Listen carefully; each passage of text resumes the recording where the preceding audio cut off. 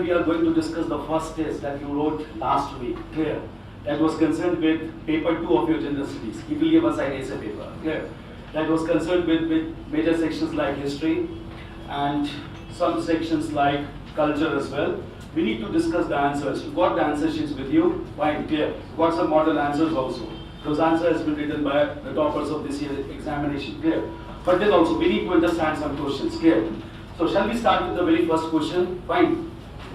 The first question as it was asked was, while bringing out their salient features, distinguish between mural school of painting and miniature school of painting. Clear? Question first of all is clear. Okay. Now we need to understand what exactly we mean by mural school of painting and miniature school of painting. Differences you must be knowing also. Clear? The reason again I'll let you know, mural school basically means painting which are done on solid surfaces. Solid surface can be walls also, can be ceilings also, and can be other important things also. And it has become very important in contemporary times because interior designing in different houses also being done by mural paintings. It has become very important phenomena in contemporary times as well. This mural painting, I'll let you know one important thing. The biggest development in mural painting was done in 9th century AD in Kerala. Basically, Kerala is considered to be very developed in mural painting, even though we have got development of mural painting right from prehistoric times. The first evidence of mural painting comes from the caves of Bhimbetka located near Bhopal in modern Madhya Pradesh, whereby prehistoric paintings were done, which are mural paintings whereby original colors were used that indicated the subsistence pattern of people in prehistoric times. That is hunting scenes. They have even shown fishing scenes. Then normal practices like childbirth as well. All these are depicted through original colors on the walls of Bhimbetka that mark the beginning of mural paintings. But these paintings again reached a very high level of development during Gupta period. Gupta period is regarded as the golden period of ancient India just because of cultural development only. Because during Gupta period, large number of paintings began to be done in caves of Ajanta and Ellora. One thing must be understood very carefully. Guptas were not patronizers of Buddhist or Jain faith. They were followers of Brahmanical faith, but they showed huge amount of tolerance towards other religious faith as well, like Buddhism and Jainism. And that is why in Ajanta caves, the previous births of Gautam Buddha has been depicted, which has been taken from Jatak stories. Clear? Jatak stories indicate the previous birth of Gautam Buddha, and therefore from the stories of Jatakas, several paintings have been done on the walls of Ajanta caves. And one another thing is that Ajanta paintings are therefore regarded as birthplace of Asian art. Clear? Therefore, Gupta period is regarded as golden period of ancient India with regard to artistic and cultural development. So mural paintings have its own growth altogether. But at the same time, if we look into miniature painting started with paintings on some semi-solid surfaces like palm leaves as well, other important materials, and in later course of time, miniature painting began to be done elaborately on paper as well. This miniature painting on semi-solid surface began to take place from period of Palas. Palas were rulers of Bengal and Bihar. They ruled over Indian provinces in 11th and 12th centuries. They started the concept of miniature paintings whereby everything was painted on palm leaves and other important semi-solid materials that depicted again the themes from Buddhism and Jainism. Because Pala rulers were again patronized Buddhist faith. In fact, Pala rulers were the last rulers who patronized Buddhist faith in India. After the end of Pala rulers, Buddhism came to an end in India with the arrival of Turkish invaders in India when Bakhtiyar Khalji entered into eastern part of India, destroyed several Buddhist scriptures and Buddhist monasteries in the eastern part of Bengal and Bihar. Therefore, Pala rulers were the pioneers of miniature paintings who started the paintings on semi-solid surfaces as well like palm leaves. But miniature painting reached its glory, reached its climax during Mughal period because several rulers of Mughal Empire, they patronized miniature painting. The person who started painting in India, this painting was started by the second ruler of Mughal Empire, that is Humayun. The reason being, Humayun succeeded his father, that is Babur. But Humayun could not rule for long he was defeated by an Afghan ruler, Sher Shah Suri, and he was forced to leave Indian territory. In 1540, Humayun left India. He went to the region of Iran. He remained in Iran, which was culturally very developed, for almost 15 years. And after staying there for 15 years, Humayun decided to return back. But while he was returning back, at that time in Iran, painting was highly developed. Miniature painting was highly developed. He brought two painters along with him from Iran. These persons were Mir Sayyid Ali and Abdul Samad. And when they reached Mughal court, they started the concept of miniature painting that reached huge amount of development during the rule of Mughal Emperor Akbar, and most important development took place during the rule of Jahangir. Miniature painting reached its climax during the rule of Jahangir, whereby several natural scenes began to be painted under the guidance of Jahangir, and he himself was a great painter as well. So miniature painting that began to take place on paper works began to be done during the reign of Akbar and Jahangir, and at the same time it was continued further during the reign of Shah Jahan as well. He introduced the concept of beautification, ornamentation in paintings, and this painting reached a high level during the reign of Shah Jahan as well. But after the reign of Shah Jahan, when Aurangzeb came to power,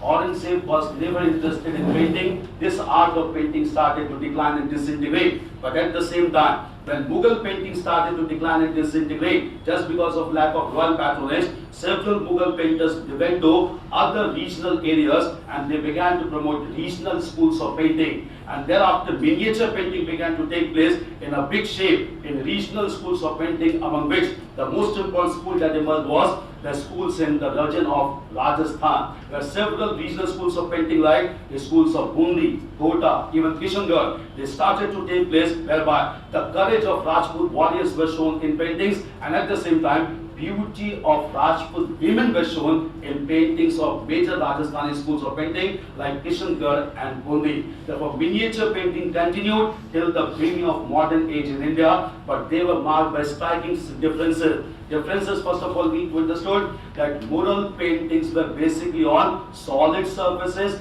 Mural painting is still very dominant thing with regard to interior designing in different parts of Indian territory. Miniature painting, which started much later, continued to be painted on some semi-solid surfaces that even took the form of paper in later works of time. But in contemporary times, miniature painting is losing its contemporary relevance. You need to highlight this thing. But in contemporary times, mural painting has been mural paintings and miniature paintings.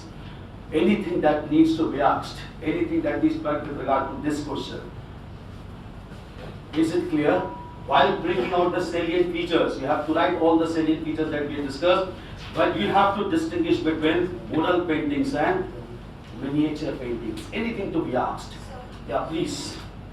So, as it is said that you should directly come to the question and you shouldn't skip around the topic. Right. So, if in the question it is written that while bringing out the salient features and all, if we directly start writing down the answers and skip the introduction part. Acceptable mode, clear. So even if this question is asked, clear, you can write one sentence introduction that will give importance or that will give completeness to your answer. It doesn't mean that you have just started running to write the answer altogether. One sentence introduction is required. One sentence can be 10 to 12 words, not more than that, clear. Write one sentence introduction. You write introduction with regard to evolution only. Even introduction you can indicate that you are trying to write or you are going to write about the differences between mural and miniature paintings. You can write that since art is reflection of society, through mural and miniature paintings, different features or different aspects of society began to be reflected right from evolution of mankind. Meaning that you are indicating from prehistoric time that has been made by painting. Introduction must be indicative in nature. Once you write introduction indicative in nature, examiner will come to know you have understood the question. And the thing that you are going to write is appropriately according to question. You can just write one indicative introduction, one line introduction, one sentence introduction is required, preferably. I'll take you another important thing. Initially when you're writing 5 to 6 questions, write introduction also, write proper conclusion also. But after writing 10 to 12 questions, for instance, I'll let you know, you are running short of time. Then I'll let you know that while writing 3 to 4 questions in the last, you can skip introduction. Because by the time examiner will come to know, he will form an impression about you that you know to write introduction conclusion. But because of paucity of time, you are not been able to write. You are not possible. It is not possible for you to write introduction or conclusion. Clear? But not in the beginning, because psychological impression gets created in the mind of examiner when you start writing answers. From the very beginning, if you skip introduction, it will not give a positive impression. Clear? One thing I'll let you know, examiner carries a psychological impression about the candidate also. If 3 or 4 answers in the beginning are very impressive in nature, I'll let you know, he will not give you 12 out of, he will not give you 13 out of 12.5. It's not possible. But even if he gives 10 marks out of 12.5, he will carry an impression with regard to you that this candidate knows to write the structure of the answer. That is proper introduction, proper body, proper conclusion, and up to the mark. Clear? The candidate is well informed also. That is one thing. With that impression, when he move forward with second answer, if you like second answer also up to the mark, he will have further impression about the candidate. And again, I'll let you know, in the later course of time, when your answers are not very impressive also, all 20 answers practically speaking cannot be of equal level. It's not possible altogether. For any candidate, it's not possible. But then also, if you have been able to create an impression upon examiner by 3 or 4 initial answers, that psychological impression will pay you in later answers also, because even those answers which are not up to the mark, you will get decent marks. Therefore, you need to create an impression on examiner while writing initial answers. Clear? So, initial answers, I would recommend you write 1 sentence introduction, 1 sentence effective conclusion. Introduction must be indicative in nature, whereby you can explain that what are you going to deal with the answer or in the answer, that is the body of the answer. Then write a perfect conclusion also. It is clear, first of all. Conclusion must be of contemporary relevance, even historical answer. That must be clear. That's why I'm emphasizing on mural painting, because mural painting these days considered to be a very important development with respect to interior designing, in respect to hotels also, in important houses also, important buildings also. Miniature painting has lost interest, large interest, just because strong patronage are not given to the painters of miniature painting. But at the same time, mural painting is required huge amount of importance in contemporary times. Clear? If you look into railway stations also, you'll find mural paintings in different railway stations also, which is being promoted by Government of India and Department of Railways as well, as a means to promote Indian culture. Therefore, that needs to be highlighted. Answer must be entered on contemporary note. That will give you relevance. That will give relevance to answer. That must be followed. This trick must be followed. You have written. Answers must have been given to you, all of you. Please. So, what was their religious nature? Religious nature with regard to paintings, I'll let you know. As far as culture itself is concerned, I'll let you know how culture is defined. Culture is defined as a way of life, and religion has always played an important role in the way of life of people in India. Clear? Therefore, this artistic expression through painting has always been influenced by religious doctrine. Moreover, I'll let you know, in every painting, most of the painting, religious themes has always been given a predominant importance. For instance, in miniature painting, mural painting also, normally when religion became a dominant thing, they began to indicate the sacrifices that was offered to gods. They normally indicated the praying methods that was done at that time. So it became, religion was always a dominant theme in paintings as well. Miniature painting also. Miniature painting was basically during Mughal period. It indicated court scenes, elaborate court scenes that was organized by Akbar. But at the same time, religion always remained a dominant theme. Clear? In religion, they indicated the Sufi tradition also. They indicated other Mughal traditions also, because religion has been a very integral part of cultural traditions of India. This has always been a dominant thing. We'll come to other paintings also we'll discuss. Madhubani painting and all. These are basically religious paintings altogether. The Jatak stories is basically concerned with the previous birth of Gautam Buddha. Religion has always been a dominant theme in cultural aspects.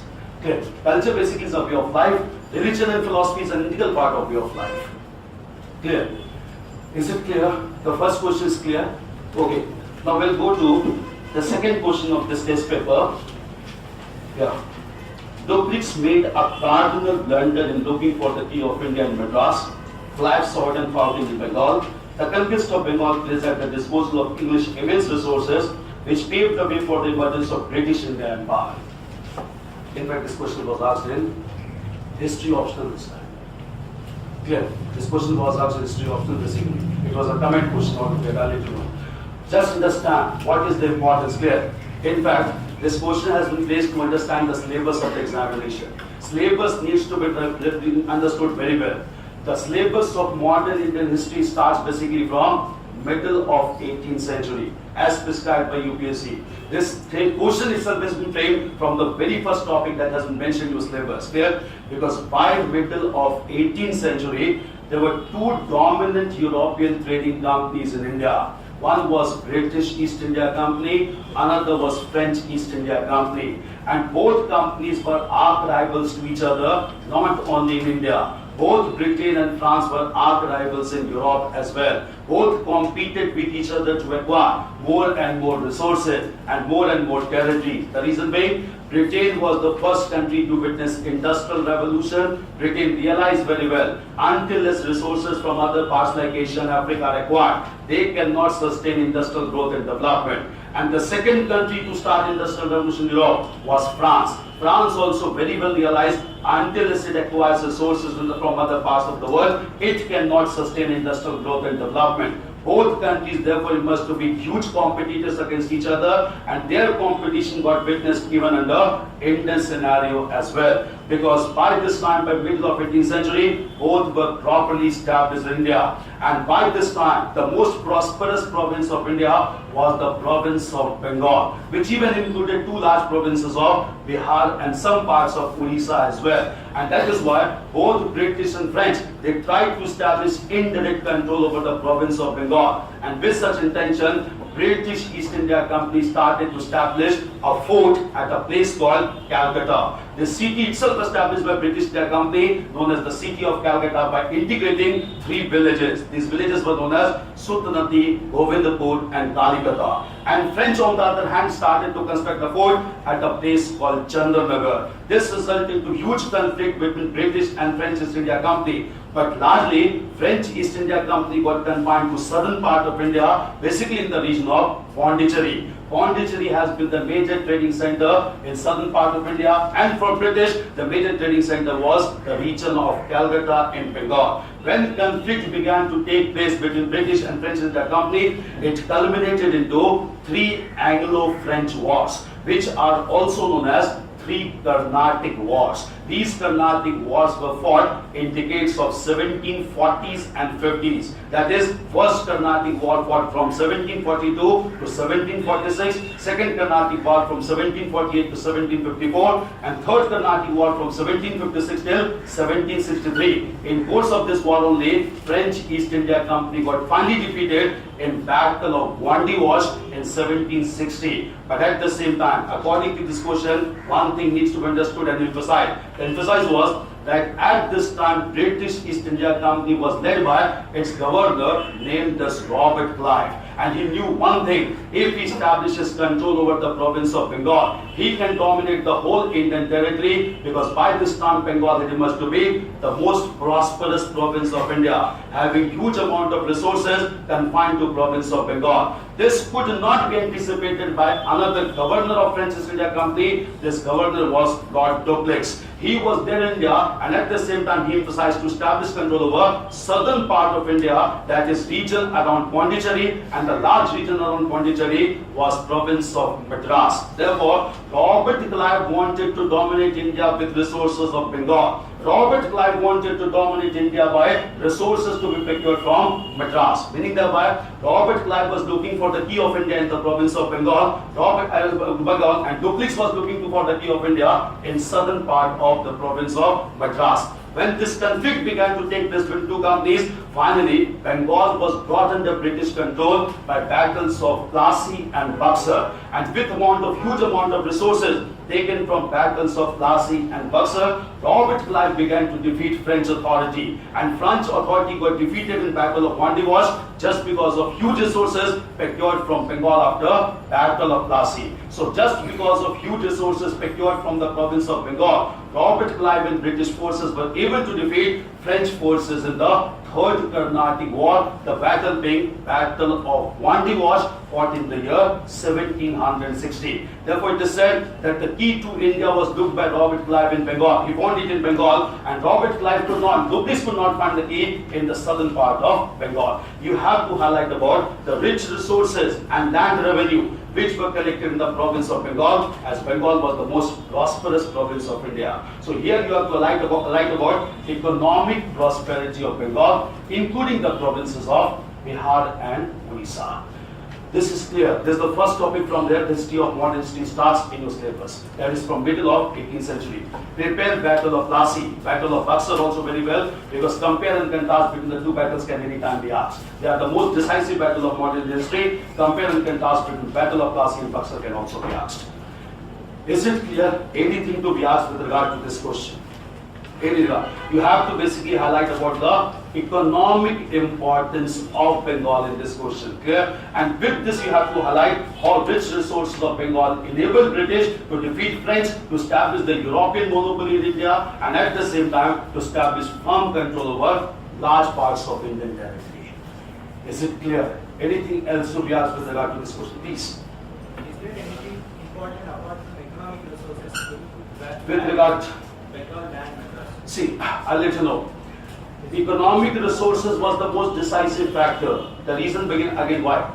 Other factors could not play an important role, because if you look into the regions of Bengal and the regions of Pondicherry, where French authority were well settled, both of them are located on the eastern side of India. That must be understood.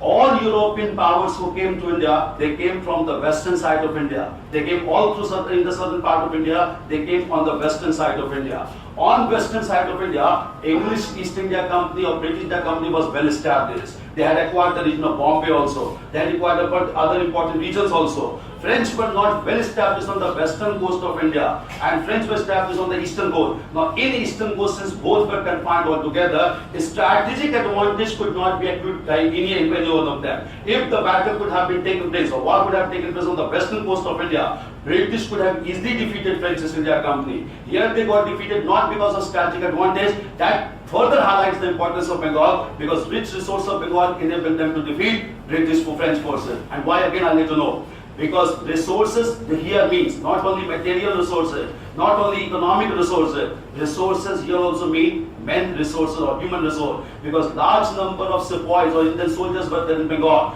With help of those Indian sepoys or soldiers of Bengal, they were easily able to defeat French forces in the Third Anglo-Carnatic War. Material here means both material economic resources as well as human resources as well, because Bengal was densely populated also. Why? Because it lied in the heartland of Gangetic Valley. Since abundant amount of agriculture production was taking place, just because of this there was abundant population as well. Huge amount of human resource could be utilized to defeat French forces as well. This was another advantage that enabled the British India Company to search a route or to search a key towards India in province of Bengal. This needs to be highlighted. Any other thing to be So how can we introduce this question altogether? The question is that you have to introduce this question first of all in this manner, because look into the second part of it. The conquest of Bengal placed at the disposal of English immense resources which paved the way for the emergence of British India Empire. This is clear. Just understand the second part. Then we'll come to the statement part. Clear. Here you have to introduce that by middle of 18th century, Bengal was economically the most prosperous province of India. That's one thing. Because you have to highlight on Bengal. Like this was very well realized by contemporary governor of British India Company, Robert Clive. And that is why Robert Clive wanted to utilize the resources of Bengal in order to establish control over larger parts of Indian territory. And this was done with respect to Battle of Plassey and Battle of Buxar. Plassey being fought in 1757, Buxar being fought in the year 1764. And as a result of the victories of British in these two battles, rich resources of Bengal came under British control, and with these resources, British India Company began to annex other parts of Indian territory, including defeat of French East India Company as well. Here the crux is the province of Bengal economically. Apart from economically, you have to mention about the large amount of human resource also in Bengal that enabled them to defeat French forces in India and to conquer other parts of Indian territory. Because one thing must be understood conceptually, British East India Company did not annex India with forces brought from Britain. It was a private trading company. It could not bring even a single soldier from Britain. They recruited soldiers within India who were known as Indian sepoys. With help of sepoys, they conquered other parts of Indian territory. Meaning that one thing is very clear, that all this became possible because of one thing, that sense of nationalism was not there among Indians. India was just a geographical entity. Since India was just a geographical entity, the people of Bengal had no hesitation in defeating the people of southern part of India. People of southern part of India did not have hesitation in defeating the people of western part of India. Therefore, huge resources, both in men and material, collected from the province of Bengal by Robert Clive, enabled him to defeat other powers of India, including French, to establish large British Indian Empire. This is clear. You have to highlight about the importance of the province of Bengal. That's the crux. You need to catch the crux of the question that we if you write introduction only, so effective introduction, examiner may be very impressed with the introduction only, and at the same time, he will follow the trend of giving you high marks, decent marks also. Introduction matters a lot. In introduction, you mean to make it clear, you understand the questions very well. And what you are going to write, it is relevant according to the demand of question. You need to respect the question that is there. Clear? It is clear, this question is clear, how it needs to be introduced, why it needs to be concluded also. Concluded again, you have to mention that this rich resources both in men and material enabled British to establish large Indian Empire, and therefore the key to India was found by Robert Clive in the province of Bengal. Is it clear? Okay, now we'll move to the third question. If I were asked under what sky the human mind has most fully developed some of its choicest gifts, I should point to India. In light of the above statement, comment on the role of Max Muller in the propagation of Indian culture and Indology. Now, just understand. One thing I'll let you know also is important. Indological studies has acquired very importance in these days. And as a part of culture, you also need to understand Indological studies also. Clear? This time also you got a question in prelims examination. Clear? Who deciphered Ashoka inscription for the first time? It was James Princeton. It's not a question of general studies altogether, it's concerned to historiography. And historiography has acquired a very important role in these days. We need to understand the role of Max Muller at this time. In fact, I'll let you know, this statement was given by Max Muller in a very important speech given by him in 1883 in Cambridge University. When he declared, or when he started with the speech, that what can India teach us? It's a very important work by Max Muller. What can India teach us? And while he was introducing this work in Cambridge University, he gave this statement, why India is so much important for cultural development. To understand the cultural development, we will understand what was the objective of Max Muller of giving this statement. I'll let you know. First of all, just understand one thing. As far as history writing is concerned, modern history writing in India started during British rule. When British East India Company established its control over the province of Bengal and later on other provinces of India, British East India Company realized one thing. If they want to rule over India, they first should make themselves acquainted with the Indian culture and Indian system. Because until they were acquainted with Indological studies or Indian culture, they cannot dominate over Indian territory and Indian masses. And therefore they focused on Indological studies to look over India or to search about India's culture. First major step in this direction was taken with the establishment of an institution in 1784 in Bengal known as Asiatic Society of Bengal. It was established by William Jones. And with the Asiatic Society of Bengal, people began to learn about rich cultural traditions of India so that they can easily know about Indian culture and can dominate over Indian culture. But in this respect, the most important role was played by German scholar. This person was Friedrich Max Muller. Now, what was his role in India at this time? Friedrich Max Muller, when he came to India, he decided to translate all important Indian texts into English language so that all these Sanskrit and Persian texts, after being translated, can give fair idea to British that what is the cultural trends of India. And therefore, when he began the translation work of large number of Indian works, he translated even Bhagavad Gita as well. He translated Manusmriti to understand the judicial system of India, this Manusmriti being known as Code of Gentoo Laws. And all these works which were translated, they were collected in 50 volumes. And these 50-volume works collectively came to be known as the sacred books of the East. when he compiled the Sacred Books of the East, which was a 50-volume work altogether. It included all major ancient literature and medieval literature indicating cultural traditions of India. And when he read about all these things, he came to know that Hinduism and even Islamic principles, they were very rational in nature. He became firm supporter of rational principles of Hinduism, rational principles of Vedic culture altogether, and at the same time, he began to get associated with several religious reform movements in India, like he began to get associated with Swami Vivekananda and his movement also. He began to get associated even with Raja Ram Mohan Roy and his Brahm Samaj as well. And with support of these important leaders and reformers, he began to propagate the concept of rationality in Hinduism, rationality in Persian language as well. But at the same time, he also began to be termed as anti-Christianity just because of its total inclination towards Hinduism and Islam, and for which he is criticized in European world as well. But from India's perspective, he generated huge amount of interest in rich cultural traditions of India, not only among Indians but even at global level, because all such things were done by Max Muller at global level. And therefore, in Cambridge University lecture, when he introduced his book, that what can India teach us, he gave this statement that if I have to look upon the cultural development or any one point at global level, he will look upon India with rich culture past altogether. You have to highlight the achievements and you have to highlight the contributions of Max Muller in order to understand Indian cultural traditions in a scientific perspective. This is clear. Max Muller, therefore, is a very important writer, a very important reformer in India. He got in touch with major reformers also while translating major literary works in India.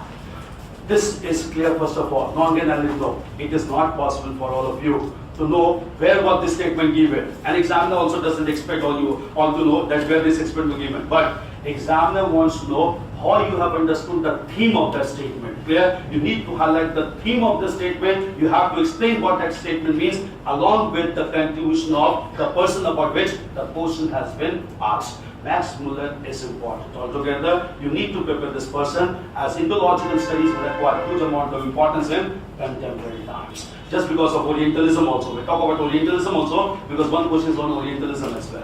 Who gave the word Orientalism? Who gave the word Orientalism? Edward Said. Clear. Welcome to that person, Edward Said also. Clear. This much is clear, first of all. Don't have to write about where the statement is given, but you have to explain the theme of the statement. Is it clear? Anything to be asked about this question, with regard to this question? How it needs to be introduced is clear? Shall I tell you the introduction also, how it needs to be written all together? I'll let you know about this thing. If this statement, suppose for instance is called, it is with regard to, in light of above statement, comment on the role of Max Muller in the propagation of Indian culture and Indology. Clear? You have to start with this, that interest in Indian culture or Indology started to take place effectively when British rule was established over India. And in course of this process, Max Muller started to translate ancient literature and text, which gave him a fair idea about rich cultural traditions of India, which is termed as Indology.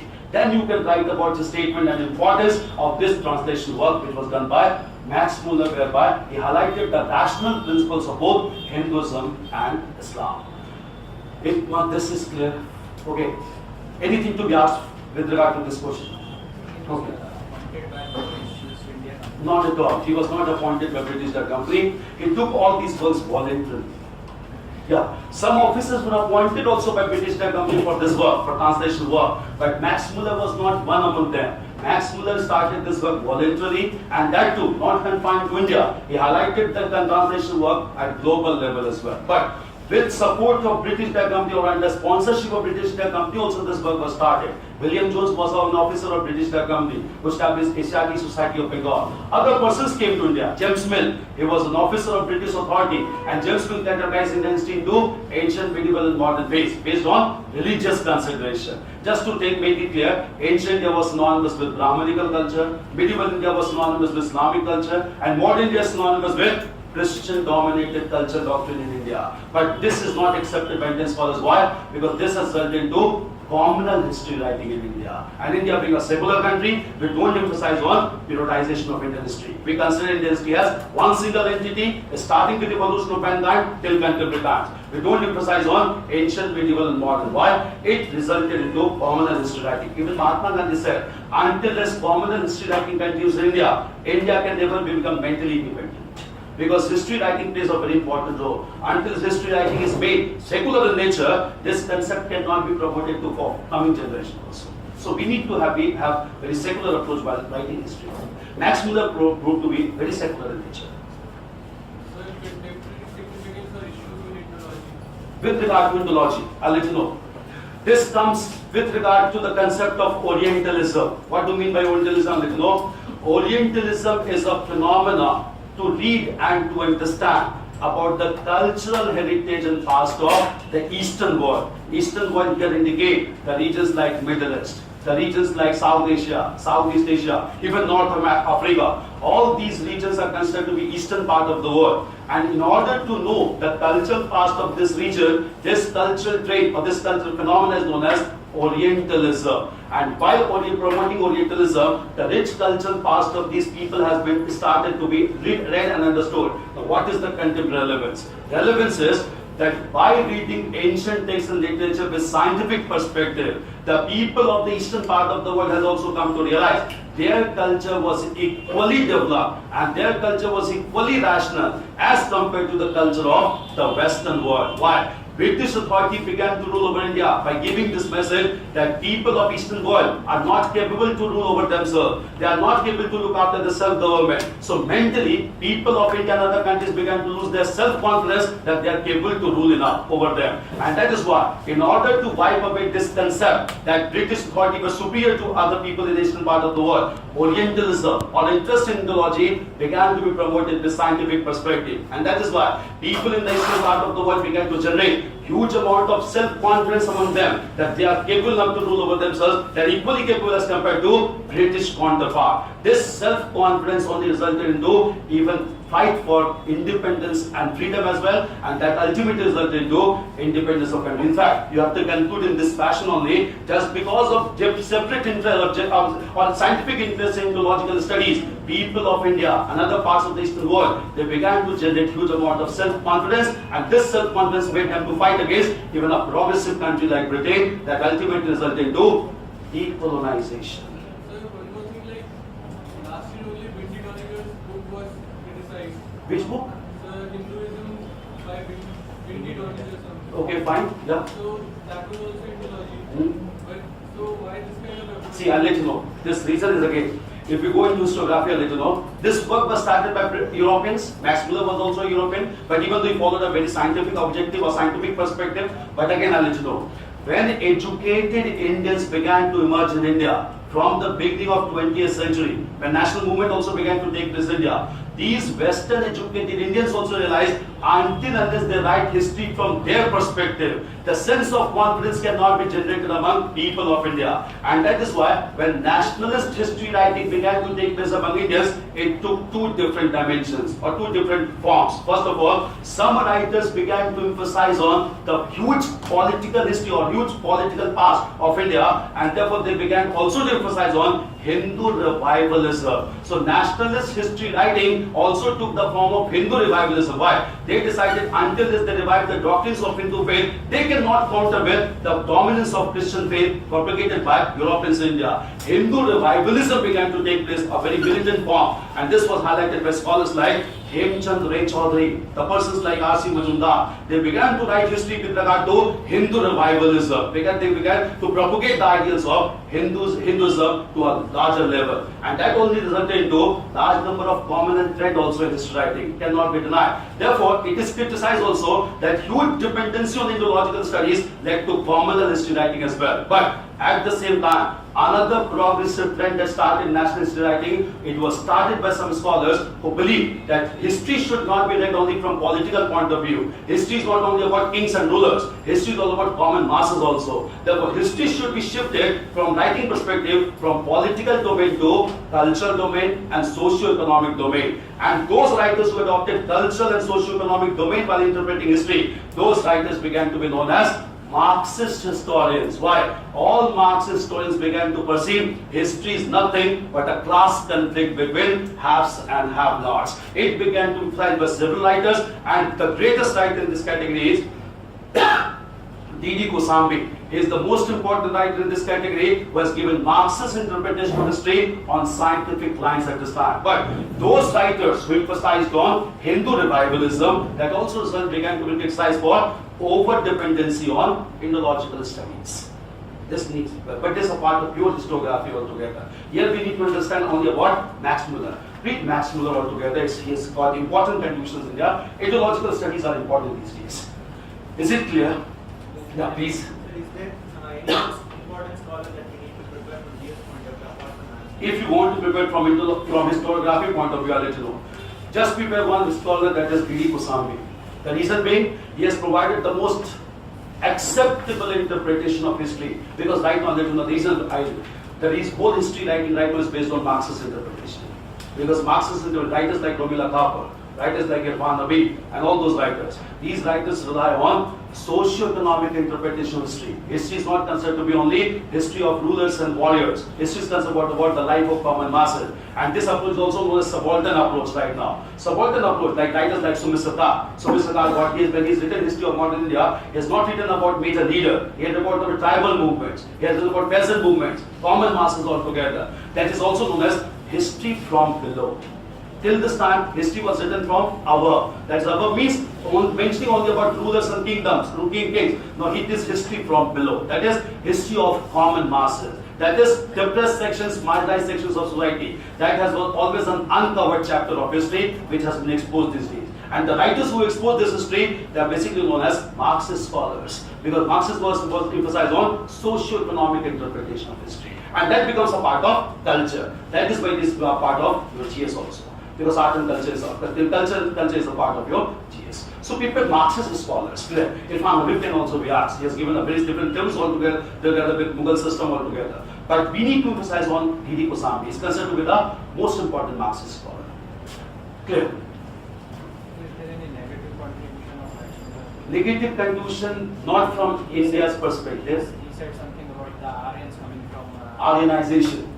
Aryans coming from Europe. Europe, yeah, Aryanization. He gave a different theory of Aryan coming to India. He also interpreted that Aryans came to India from Europe, basically. Clear? Europe basically meant at that point of time from Russian tendency. Clear? That is, took the origin of Aryans to European world. But archaeologically and from literary sources, it has been proxied and confirmed Aryans came from steppe region.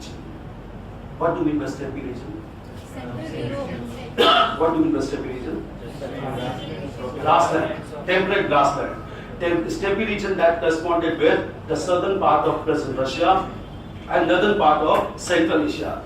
It is believed that Aryans came from steppe region. They were horse-drawn chariots. They had horse-drawn chariots. They were capable horsemen. And when they came to India, they attacked India from northwestern side and they established their own culture in India that is known as Vedic culture. It has been proved beyond doubt altogether. Aryans came from steppe region because horse-drawn chariots and horsemen were found in abundant number in the region of steppe region that is above Central Asia. And the biggest evidence is that quality breeding of horses can be done only in extreme circumstances. Clear? Therefore, evidence of horses comes in abundant amount in steppe region and also from region of West Asia. Therefore, quality horses has never been breeded in India. And that has been the major reason all Indian rulers, why they got easily defeated by rulers coming from West and Central Asia. Because of only one thing, they were capable horsemen. They had quality horses under the command. Horses has never been breeded in India. Don't look into movies now. In Mohenjo-daro they have shown quality horses also, the big thunder altogether.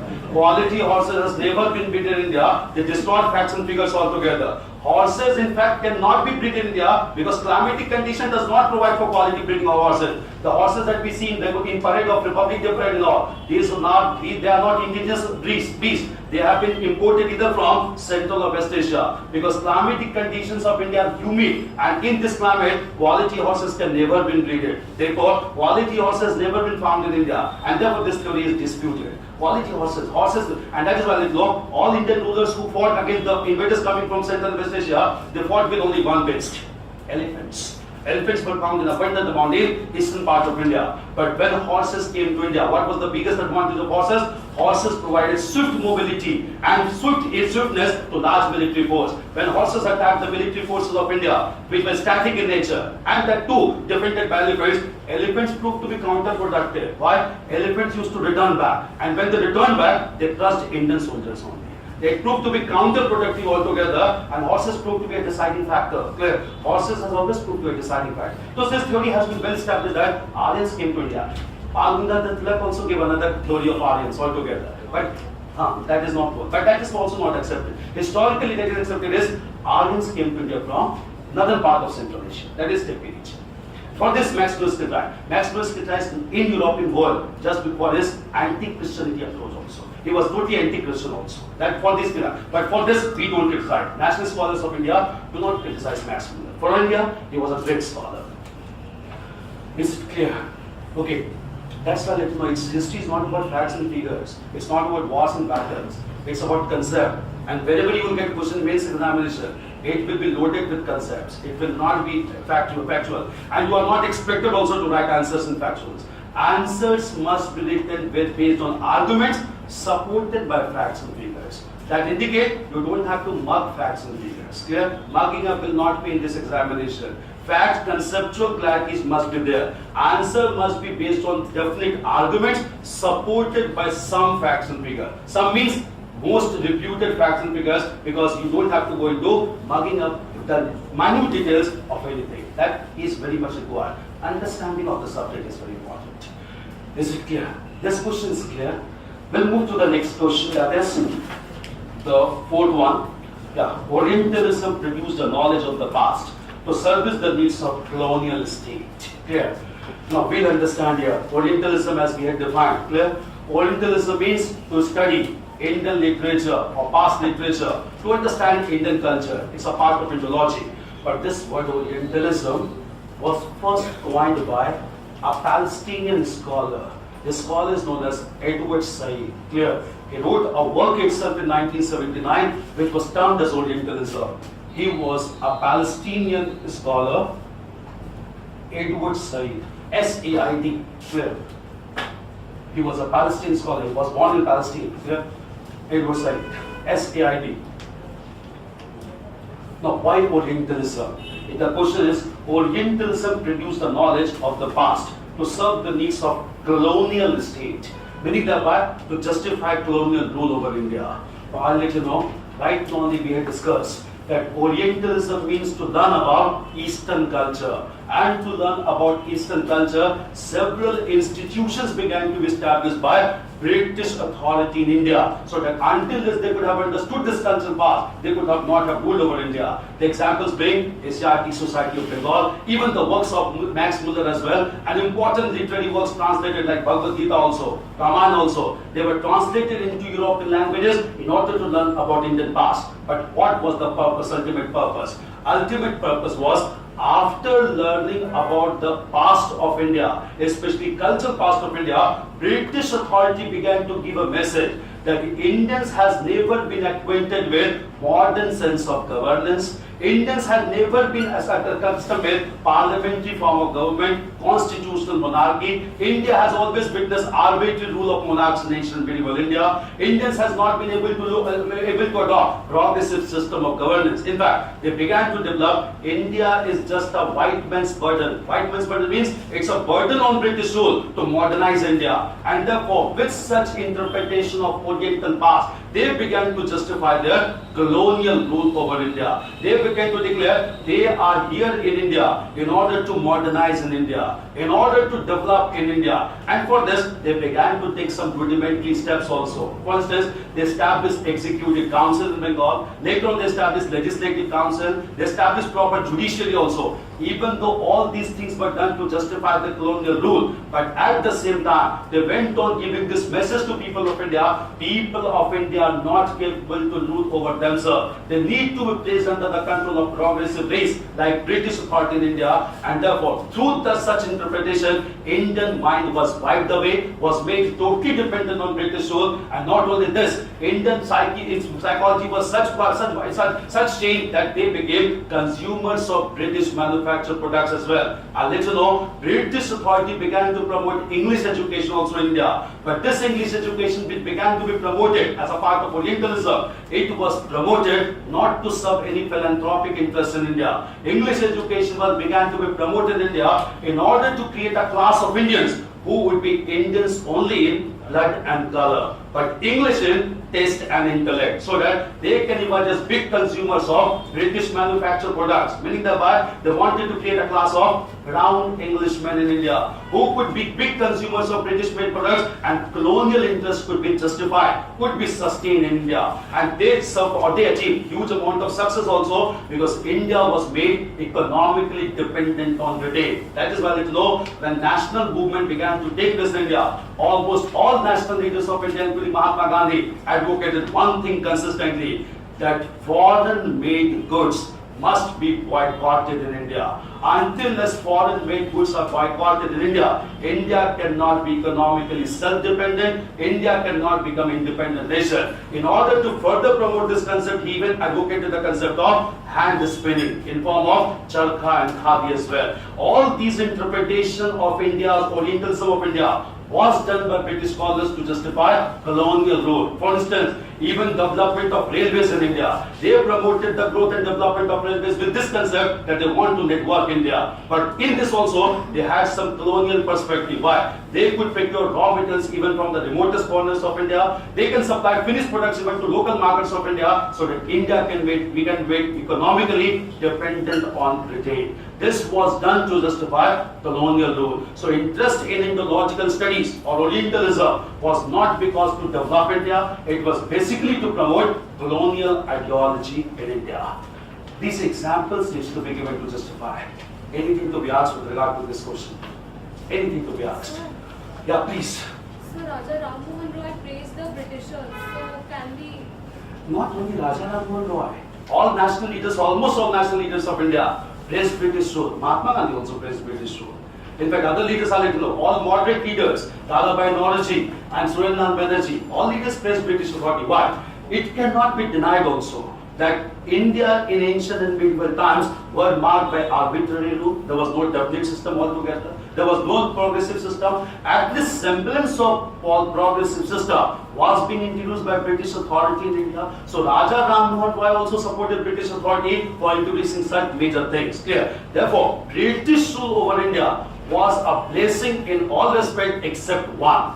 It was a curse only with respect to their economic policies. They went on exploiting India economically. It is also, British authority was a boon or bane for India, a curse or blessing for India. It was a blessing in all respects, except in one respect, that is economically. They thoroughly exploited the resources of India right from 17th century till the middle of 20th century. But in all other respects, they proved it to be progressive. And whatever administrative system, whatever even a sense of history writing that we have, what is this legacy is basically from British rule only. If they could not have started this policy from their own perspective only, we could not have followed that perspective from nationalist point of view. So it's a positive, basically a legacy of British rule over India. So in that respect, almost all national leaders of India, they praised India. They never criticized, they praised British rule. They never criticized British rule.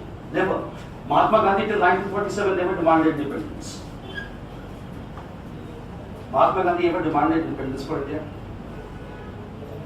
Mahatma Gandhi ever demanded independence for India? Swaraj. Swaraj never meant independence. Self-government, dominant status, home rule. There are several words for that. Mahatma Gandhi never demanded independence for India because he was of the opinion that India first needs to be converted into a nation. Until this India is converted into a nation, No, there is no point of demanding British to vacate India, because he knew in premature, when India is not independent, not a nation, if British authority vacate India, it will result into chaos and anarchy in India. Because India first needed to be converted into a nation. Nation means every inhabitant of this country should consider nationalism as their highest religion. Mahatma Gandhi till 1947 was of opinion that this nationalism is not very strong, and that is why India's independence was a premature development. Just because of global development that began because of Second World War. That is why just when India was about to be given independence, Mahatma Gandhi was right. Communal rights broke out throughout Indian territory, across border also. And the hard reality is why Mahatma Gandhi is so relevant. Even after 70 years of independence, we are not a nation.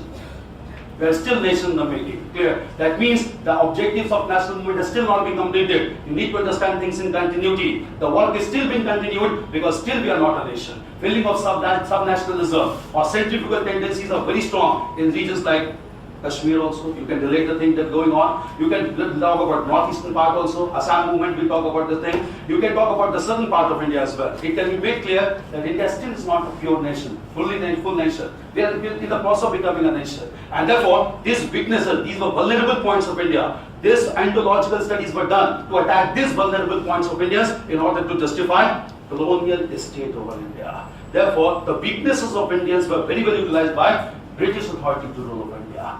This needs to be understood. This substance needs to be understood. Is it clear?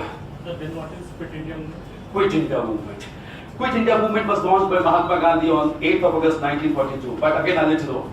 Quit India movement was not for independence for India. What was basically, I'll let you know.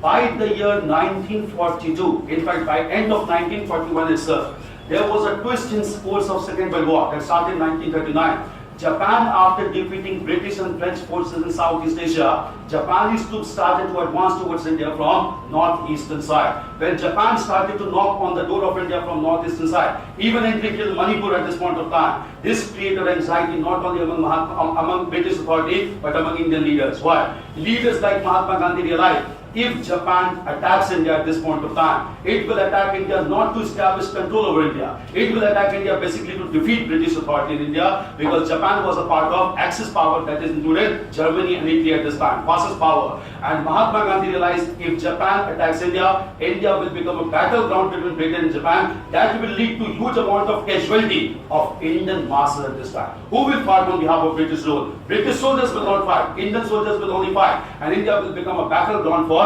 casualty of large number of Indian people at this time. And therefore he wanted, leave India in the hands of God. He gave a slogan, leave India in the hands of God. Indians will defend themselves against Japan's aggression. He wanted British to leave India, quit India, because he knew if British authority will quit India immediately, Japan will not attack India. He wanted to protect India or protect Indian masses from any possible aggression from Japan in order to defend people of India. That is why he gave the slogan, quit India. Quit means leave India at this point of time. But leave India never amounted to independence for India. Sovereignty could still be retained by British authority. Sovereignty means foreign policy, defense, communication could still have been decided by British. The Mahatma Gandhi till 1947 only wanted this thing, that you give only autonomy to people of India to decide internal affairs. All foreign sovereignty should be retained by British authority. In 1947, he never demanded complete independence. Pune Swaraj was passed in Lahore session 1929, but then also when Mahatma Gandhi went to attend second session of Round Table Conference 1931, he demanded dominion status for India. That was a side plan from Pune Swaraj. He never demanded Pune Swaraj even after that, for which Mahatma Gandhi was criticized also. But Mahatma Gandhi consistently believed one thing: India is not a nation. Until India is converted into a nation, there is no point of demanding British to vacate India.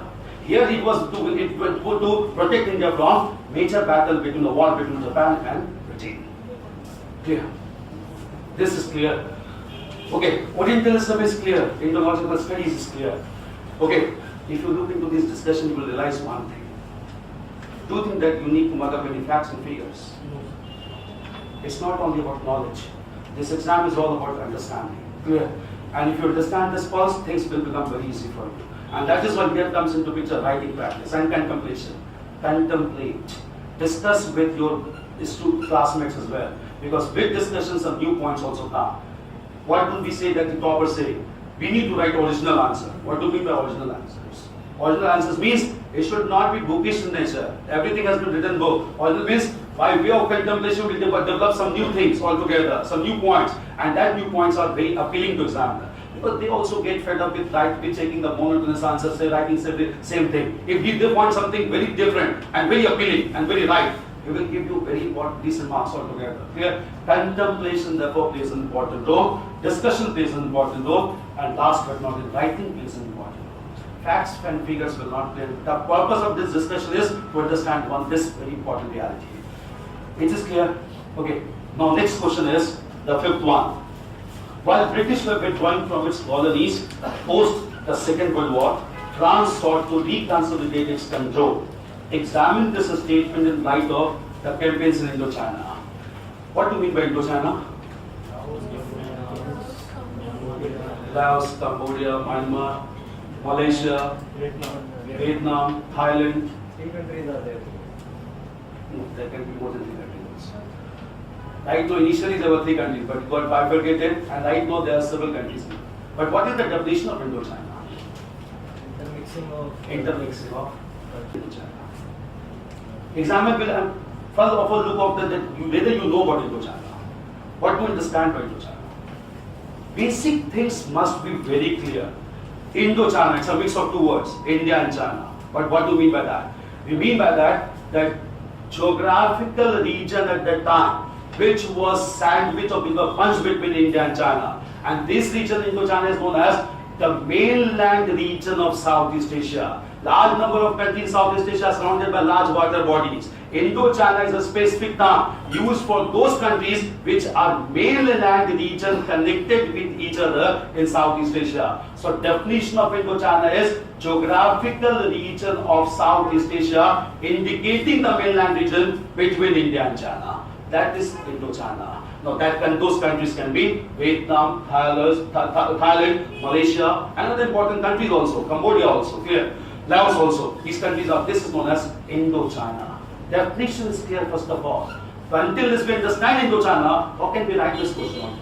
We need to understand about Indochina. Now here just understand the gist of the question is, here you have to write about the development after Second World War. This one thing has been very clear in the question itself. Post Second World War. Now post Second World War you have to highlight 2 things. That is difference in approach followed by Britain and France. After Second World War, Britain started to decolonize all its colonies in Asia and Africa. And it was done under the pressure of United States of America and under the pressure of United Nations. Both United Nations came into being just after the Second World War in the year 1945, and one of the major objectives of United Nations was to promote decolonization to maintain durable peace and stability all across the world. Similar thing was done by United States of America, led by a very progressive president at this time named as Franklin Roosevelt. Clear? And therefore both United States and United Nations pressurized Britain to liberate colonies of Asia and Africa. Under such pressure, British Prime Minister Winston Churchill was in fact forced to liberate the colonies of Asia and Africa. And therefore, it started the process by granting independence to India in 1947 along with Pakistan, and at the same time continued this process by granting independence to modern Myanmar, that is Burma, in 1948, followed by Sri Lanka in the year 1948. So in post-Second World War, under global pressure, Britain began to decolonize the areas of Asia and Africa. But in contrast, France continued to try to reconsolidate or rather re-establish its control over regions of Asia and Africa. That indicate contrasting approach between Britain and France at this point of time. And the greatest example of this nature that was done by France to reconsolidate its gain over Asia and Africa, that country was Vietnam. Very important development took place in Vietnam, which was a part of Indochina at this time. In the region of Vietnam, which is a very important country in Indochina or in Southeast Asia, this country of Vietnam was led by a very prominent leader in the first half of 20th century. This prominent leader was named as Paul Dai. He was a very important ruler, rather a monarch of Vietnam at this time. Paul Dai started a struggle to liberate Vietnam from French control. He was the ruler of Vietnam from the year 1926 till 1945. Just understand, you don't have to remember this year. You have to remember that he was the emperor of Vietnam till the end of Second World War. That is more than enough. Clear? He was the ruler of Vietnam till the end of Second World War in 1945. he started a conflict against war against France, and this war was marked by guerrilla strategy of warfare. Just understand, it became a very important strategy of warfare by this time all across the world, which was started by one Indian leader only. This leader was, or this ruler was, Maratha ruler Shivaji. Is considered to be the pioneer of guerrilla strategy of warfare during 17th century. And thereafter, guerrilla strategy of warfare became very prominent among communist leaders all across the world. He was also a communist leader who advocated the concept of guerrilla warfare against the authorities or against French authority. What do we mean by guerrilla strategy? What do we mean by guerrilla warfare? Ambush, yeah, right? The word is ambush. It's appropriate word. What do we exactly mean by guerrilla strategy? Hidden attack. Attacking in surprise. Low number of animation. No? Low number of animation. No number of? Low number of? animation. Animations, yeah. But it can be there. It can be large numbers also. Basically, let you know, guerrilla strategy is a strategy whereby pitched battles are avoided. Pitched battles means face-to-face encounter is avoided. Guerrilla strategy, in Hindi we call it as chapemari. That is followed by Naxal forces right now. Clear? Right from the very beginning.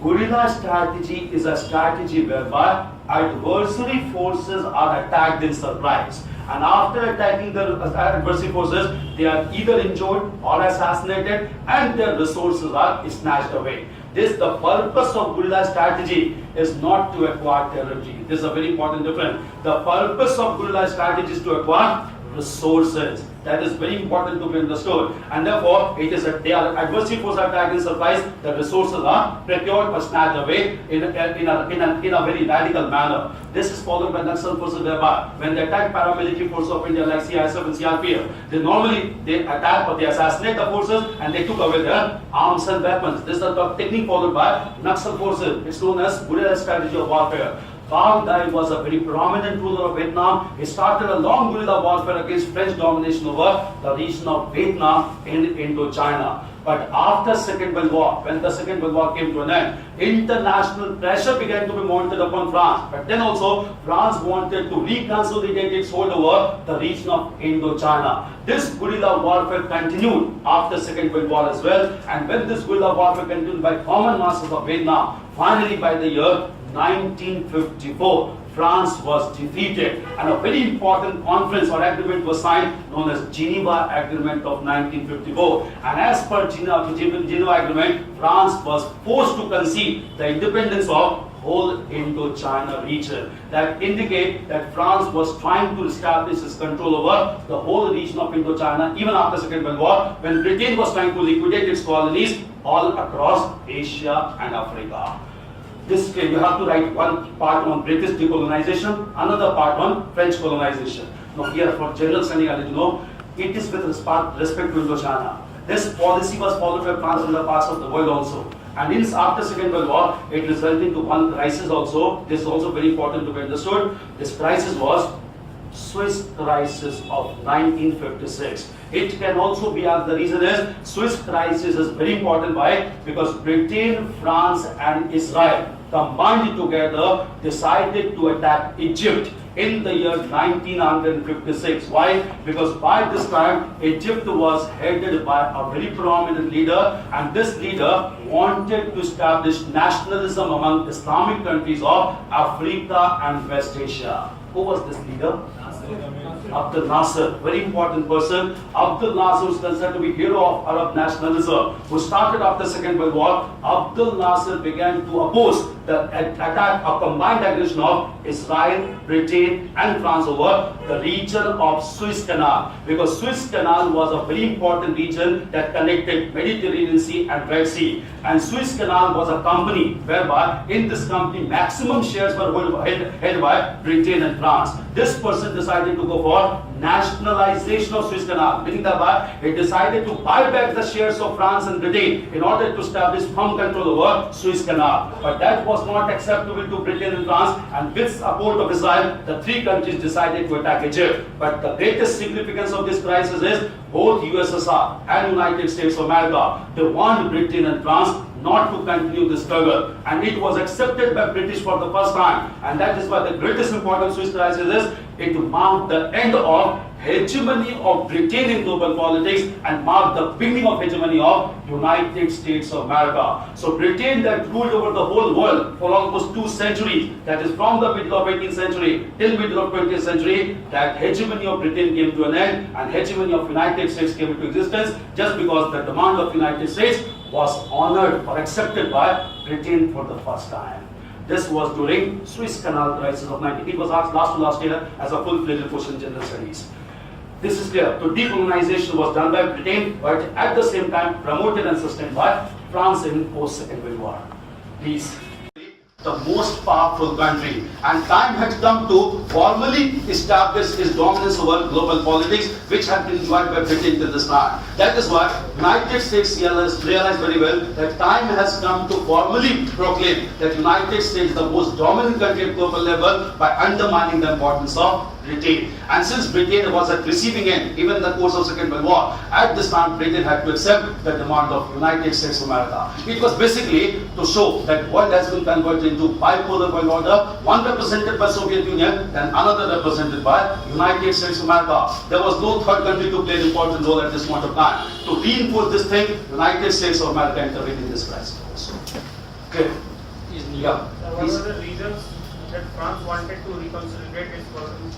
Reason was basically at this point in time that since Britain was losing its colonies altogether, these colonies were being given independent. But France realized that since France has always been second to Britain to promote colonialism all across the world, time has come for France to re-establish its firm control over Asia and Africa, to emerge as a dominant player in global politics. So with respect to promote its colonial interest and imperial interest, France wanted to reconsolidate its game, which was practically not possible after Second World War, primarily because of United Nations organization. Why?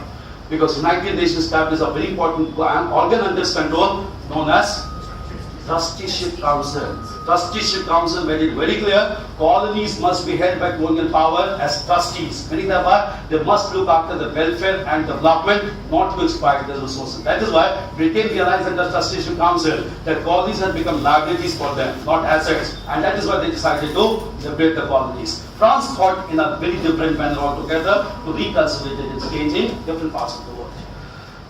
Clear? Yeah, please. Sir, in my okay, there is a note given describing decolonization movement in Nigeria, Syria, Indochina, and Madagascar. We need to go to Africa. Briefly, you have to mention, but questions on Indochina. So you have to write about Indochina. You can write about Syria. Why? The reason again I'll let you know. After Second World War, basically all these areas of West Asia were to be liberated. Clear? Because till this time there was a system that was existent after First World War. That system is known as mandate system. And under mandate system, Britain got the area of Palestine. French got the area of Syria and Lebanon. These Syria and Lebanon was under the mandate system of France. Mandate means that France was not supposed to exploit the resources of Syria and Lebanon. France was supposed to govern in the interest of government. That is in the interest of the people. It was known as mandate system. Now, British or global committee wanted to abolish this mandate system to grant them permanent independence. France wanted to continue with its mandate system. And that is why they said France was trying to reconsolidate its imperial control over different parts of the world. As an example, but your answer focus should be on Indochina. Sir, Clear? making a mention of the Brazzaville Declaration, will it be relevant over here? Mention of? Brazzaville Declaration. It can be done. It can be done with respect to other declarations with regard to Israel also. Because Israel also we took some data declaration at this point of time. It can be done. But focus should be on Indochina. It should, because the question is on Indochina. The crux is Indochina here. And Indochina also you have to focus on one country, that is Vietnam. Any other thing to be asked with regard to this question, please? So you didn't say anything about Ho Chi Minh. Ho Chi Minh succeeded just after this person Bao died. Clear? It was more important. Yeah, Ho Chi Minh became important, but after this, Vietnam became independent. In 1954, as a result of Geneva Agreement, Ho Chi Minh came into power. Ho Chi Minh is considered to be a very progressive ruler who made Vietnam very strong. But Ho Chi Minh's role is important because of one other thing. The reason was Ho Chi Minh began to support communist ideology formally. And since he began to support communist ideology formally, Vietnam in course of time got divided into two parts along an artificial boundary known as 17th parallel. North Vietnam was communist state, South Vietnam began to support capitalist ideology. And that is why United States in 1967 decided to take action against North Vietnam, because United States wanted all countries to support capitalist ideology. And when this attack was led on North Vietnam, these communist leaders of North Vietnam, again, by following guerrilla strategy of warfare, defeated US forces. It was the biggest defeat of United States of America when this large US forces were defeated by few guerrilla soldiers of communist regime in North Vietnam. This was the credit of Ho Chi Minh. But just after some time, when this war came to an end, North and South Vietnam got clubbed together. And after being clubbed together only, Vietnam largely began to support capitalist ideology. And that is why it became a member of our important capitalist organization at regional level. This organization is ASEAN, Association of Southeast Asian Region. Clear? It's basically to promote capitalist ideology, never supported communist ideology. And that is why with India it never established healthy relationship till Cold War. ASEAN. We established healthy relationship with ASEAN only after Cold War when we promoted the policy of Look East. Look East policy was promoted by Indian Prime Minister P.V. Narasimha. It was because of Ho Chi Minh. But it's not a part of this question. Clear? Ho Chi Minh came after that. It's clear? Okay. Shall we move to the next question? Okay. The next question is, France was more fertile than Britain in producing new socialist theories and movements, though they hold less concrete results in France than in Britain. Clear? This needs to be understood. This is again a very conceptual question that with regard to socialist ideology. It's true, but we really need to understand the first part of the question. Why it is said that France was more fertile than Britain in producing socialist ideology. Now, socialist ideology marked by equality, liberty, and fraternity. It began to develop in France after French Revolution of 1789. But what were the conditions that prevailed in France before 1789 that promoted such concepts of equality or egalitarian society? The reason is that before French Revolution, the fertile ground provided by France was in form of socio-economic structure that existed in France at the time. We need to understand that socio-economic structure that existed in France during 18th century, that is basically before French Revolution. If you understand this socio-economic structure, scholars has divided the social hierarchy of France into three broad categories altogether. The topmost position in this hierarchy was occupied by religious people, and these religious people were collectively known as clergy class. The second position in this hierarchy was occupied by another class. This class was known as nobility class, because feudalism existed in France till 1789. And that is why when this society was divided into these two groups, the third section that comprised of 95% of the people, the first two sections combined together were only 5% of the total population, and the third section comprised of common masses, common people, clear? And for these common people who comprised of 95% of the population, it was a heterogeneous group. Why heterogeneous? It included common masses also. It included illiterate people, it included philosophers, thinkers, doctors, engineers. It was 95% of the total people.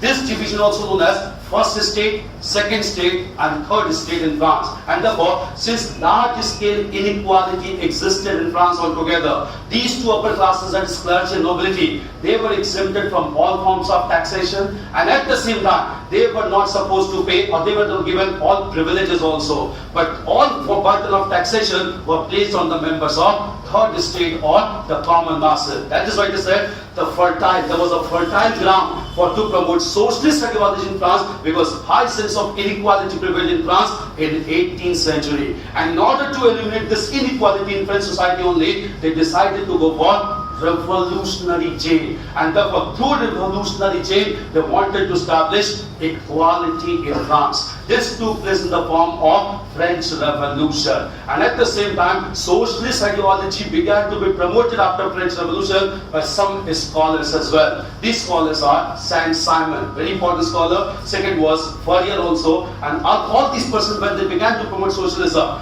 they wanted that all these socialist patterns should be established through revolutionary change. But revolution can take place only once. It cannot be a recurrent phenomenon. And that is why, since all these French scholars promoted equality or equality in society or socialist pattern only through revolution, it was practically not possible, and therefore these scholars were termed as utopian socialists. Utopian means they believed in ideal structure. They believed that through revolutionary change, equality can be established in French society. But revolution can take place only once.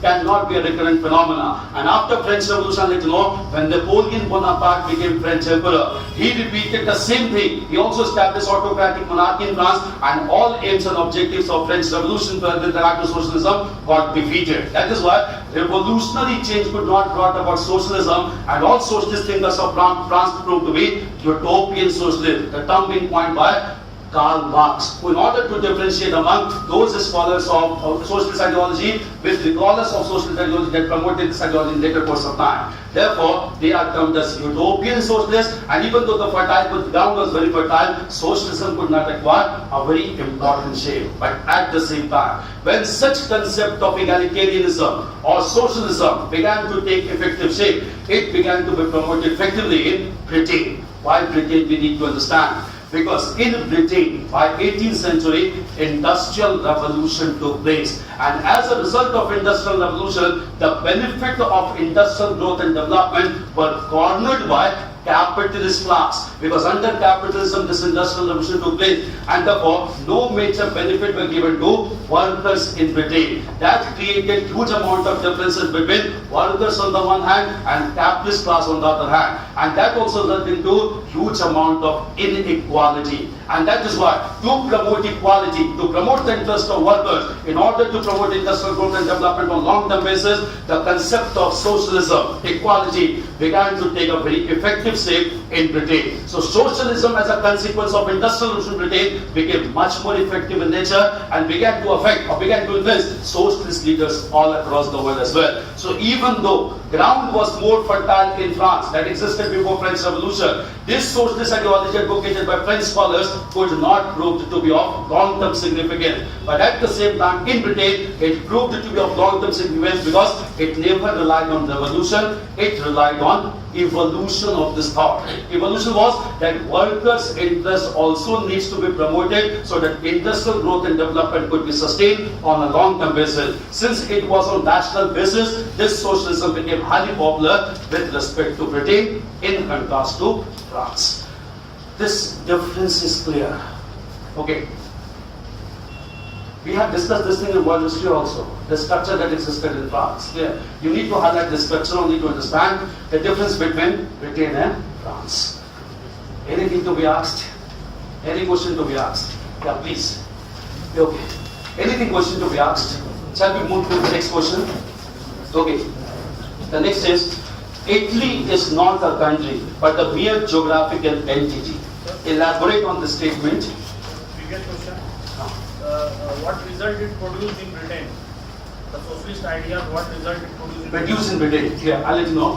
When this socialist ideology began to take place in Britain, the basic development change was interest of workers began to be highlighted. And when interest of workers began to be highlighted, these workers began to be provided with several amenities and privileges. For this, I know several reforms act began to be passed in British Parliament. The most important reform act being abolition of slavery in the year 1832. Slavery was finally abolished in Britain in 1832 to indicate that workers cannot be forced to act as bonded labor. They are free to do work according to their own choices. That resulted into huge amount of liberty, huge amount of equality and progressive changes in British society. It was because of evolutionary change. But were the slaves employed in the industries? Or where? The slaves were employed also in the industries or only in the feudal states? No, just understand. Slaves were employed in industries also. Because feudal system that existed before capitalism in Britain, slaves were employed in agriculture activities. But when industrial revolution began to take place in Britain, British authority, they started at the same time colonizing the countries of Asia and Africa. They not only took resources, material resources from here, they also took human resources, and they were taken in the form of slaves. Those slaves were made to work for long hours, unregulated hours in industrial setups of Britain, and therefore their conditions became pathetic. Moreover, they were made to live in slums under unhygienic conditions that attracted the attention of progressive thinkers in Britain. So slaves basically, they began to be employed in industries after industrial revolution, not under feudal setup. Why? Because with industrial revolution, feudalism started to break up in Britain also. Those slaves were liberated by the masters, and those slaves also began to work as workers in industrial setup. Because feudalism gave way to factory system. That was the difference between feudal system and industrial revolution in Britain. Slaves began to employ in large number in industries. So one more thing, what was the social structure in Britain at the time? When industrial revolution? Yes, at the time of industrial revolution, or even a little bit later when we had this in the pre-1789 period. Again, let me tell you. Social structure in France, Britain was very much defined after a revolution. That was internal revolution in Britain that took place in 1688. It is known as Glorious Revolution.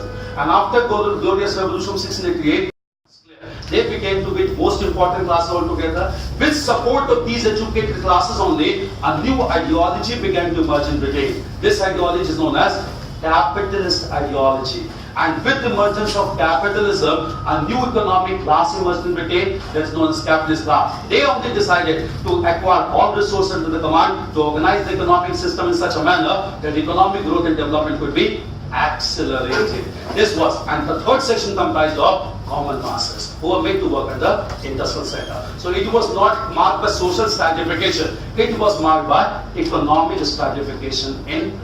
Headed by constitutional monarchy, followed by constitutional experts, members of British Parliament, and then capitalist class, and later on the common masses. This was stratification followed in Britain. So if the question is like why the French Revolution is more of a failure in France itself rather than it's a success. Yeah, it can also be asked why French Revolution is considered to be more failure in France than in other parts of the world.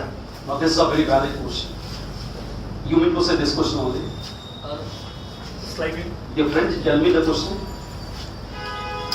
So the reasons for France that existed after French Revolution. and what are the things like similar thing, but how to address this question? Again, I'll let you know. It can be said that the impact of French Revolution was limited in France as compared to other countries of the world. The reason, again, I'll let you know. French Revolution started with high-sounding ideals of liberty, equality, and fraternity. All these ideals began to be spread all across the world. Major countries began to follow these ideals of liberty, equality, and fraternity. Even India got in high influence at this time. Leaders like Tipu Sultan, they began to follow the concept of liberty and equality in India. But at the same time, why it could not have long-term impact in Britain, in France itself?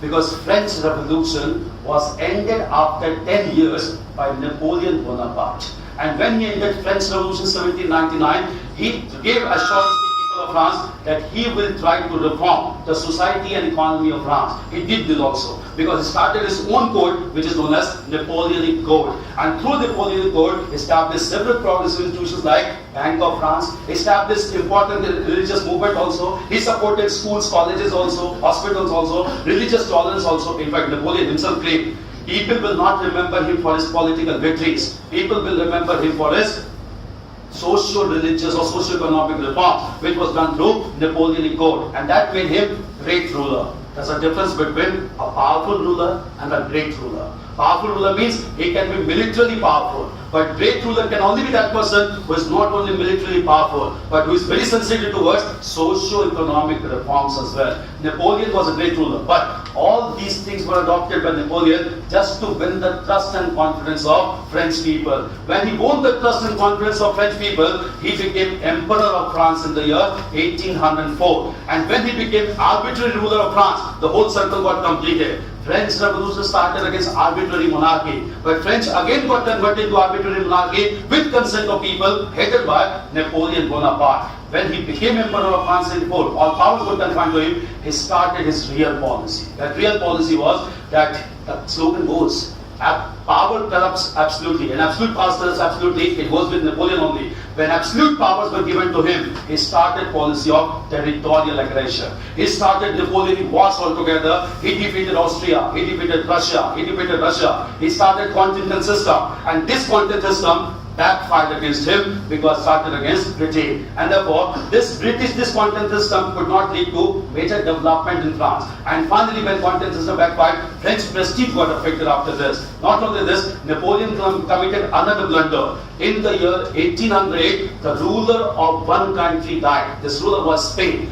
Napoleon wanted to place his younger brother on the throne of Spain. This younger brother was known as Joseph Bonaparte. He took his younger brother, placed him on the throne of Spain. But when he returned back from Spain, people of Spain revolted against Joseph Bonaparte. Joseph Bonaparte was not a weak ruler. He returned back to France at this time. But this was made an ego problem by Napoleon. Napoleon took his brother again. He again went to Spain, placed his younger brother on the throne, returned back. But people of Spain again revolted. Clear? And therefore, this phenomena continued for almost 6 years till 1814, and in history it is known as the Spanish ulcer. It became a disease for Napoleon altogether. He continued to do this thing for 6 years. It was a blunder. The people of France got highly humiliated and infuriated by Napoleon. And the final blunder committed by Napoleon was Napoleon attacked Russia in 1812. When he attacked Russia, he entered into dense regions of Russia. Russians allowed them to enter into dense regions deliberately because Russia is known for one thing: harsh climatic condition. When Napoleon forces entered into interior regions of Russia, winters approached. Temperature dipped up to minus 40 degrees centigrade. French forces could not find basic item of consumption also. Napoleon realized blunder has been done. He wanted to return back as soon as possible. But while returning back also, almost all French soldiers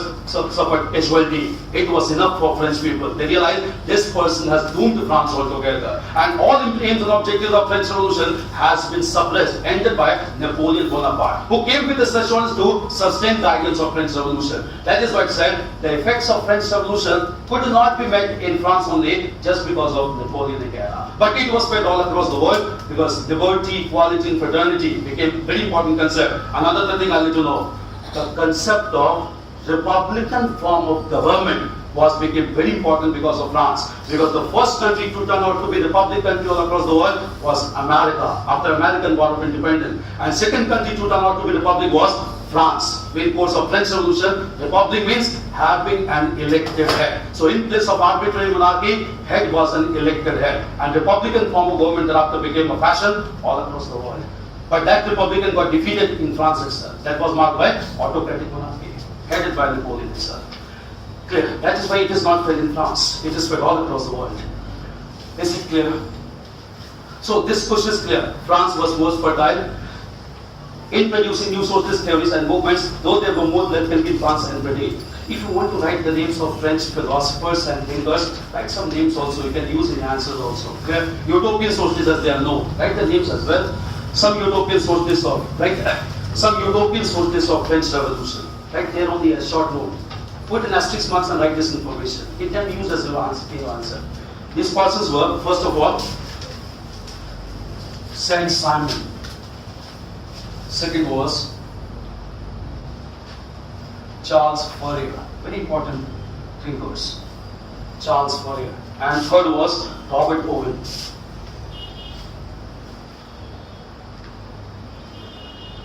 All of them are termed as utopian socialists, ideal socialists by Karl Marx. He gave this down, utopian socialist. Is it clear? Louis Blanc also. But Louis Blanc was much more concerned with British socialism. He carried forward the idea of utopian socialism, but got largely connected with British socialism. He later was. But Louis Blanc was also a great socialist leader. Considered to be a member of first generation socialists, that is European socialism, but much more concerned with British socialism. Later was. Yeah. Can we mention about the different forms of socialism, like If the question is separately on socialism, no, like it actually started in France, like that can be. yeah, it can be written in this form that it started basically in France because of the structure that exists in France, and you can mention the only one that is utopian socialism, not the other form of socialism. That is scientific socialism given by Karl Marx. That can be written only if there is a separate question on socialism. Discuss the different forms of socialism. That is mentioned in syllabus also. Discuss different forms of socialism. Then you have to discuss all forms of socialism, culminating with the theory of Karl Marx, which he advocated in Communist Manifesto published in 1848. Communist Manifesto followed by Das Kapital in 1867. Clear? But that if the question is on socialism, not in this question. Okay, fine. Now we'll move on to the next question. Italy is not a country but a mere geographic entity. Elaborate on the statement of Metternich in terms of Italy before unification. Yeah. See, we need to understand about the condition of Italy that existed before Italian unification. Basically, decided during Vienna Conference. Now, what was this Vienna Conference? I need to know. Just understand the background. Right now only we had discussed about Napoleon. Napoleon was French emperor in the beginning of 19th century. Napoleon, in course of French Revolution only, decided to attack major countries of the world, primarily to affect the prestige of two countries. These two countries were Austria and Britain. Why? There's a reason behind that. That French Revolution that started in 1789 was started against a French monarch named as Louis XVI. And Louis XVI was married to an Austrian princess. This princess was named as Marie Antoinette. Since revolution started against Louis XVI, it was quite obvious for Austria to oppose this revolution. Britain opposed this revolution because Britain realized if this revolution succeeds, France can become a powerful country and that can give further challenge to British authority. Britain also began to oppose French Revolution. So two countries began to oppose French Revolution. Napoleon Bonaparte, in order to support revolution, he decided to take action against both Austria as well as Britain. And while taking action against Austria, he attacked two countries of Europe which were under Austrian control. These two countries were Italy and Germany. He attacked Italy and Germany, and Italy at this time was under Austrian control. He defeated Austrian forces in Italy and established larger provinces in Italy. So he became the first person to give a sense of political unification to people of Italy by establishing relatively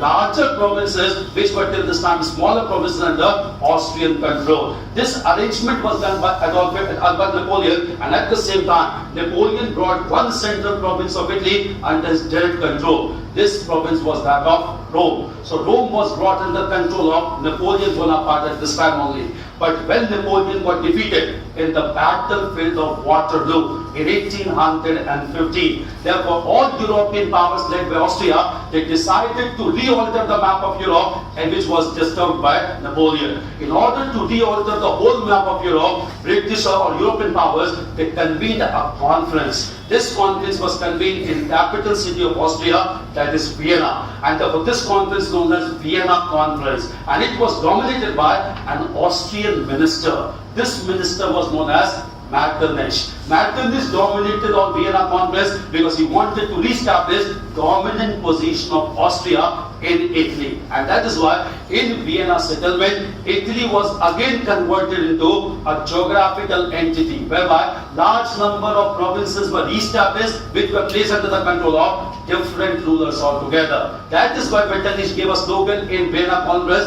that Italy is not a country, it is a mere geographical entity. Now how this was geographic entity established during Vienna Conference, we need to understand this development that took place during Vienna Conference under leadership of Metternich. Just understand first of all, if we look into the region of Italy, Italy is an important country even now. Italy was almost in this shape. If you look into Italy, it was already in this shape at this point of time. Clear? There were two adjacent provinces also located in Italy. These two adjacent provinces were known as provinces of Sardinia, and this province was known as province of Sicily. Clear? During Vienna Conference, what settlement was done? During Vienna Conference, there were two large provinces located on the northern side of Italy. These two provinces were known as provinces of Lombardy and province of Venetia, which is not known as Venice in Italy. Clear?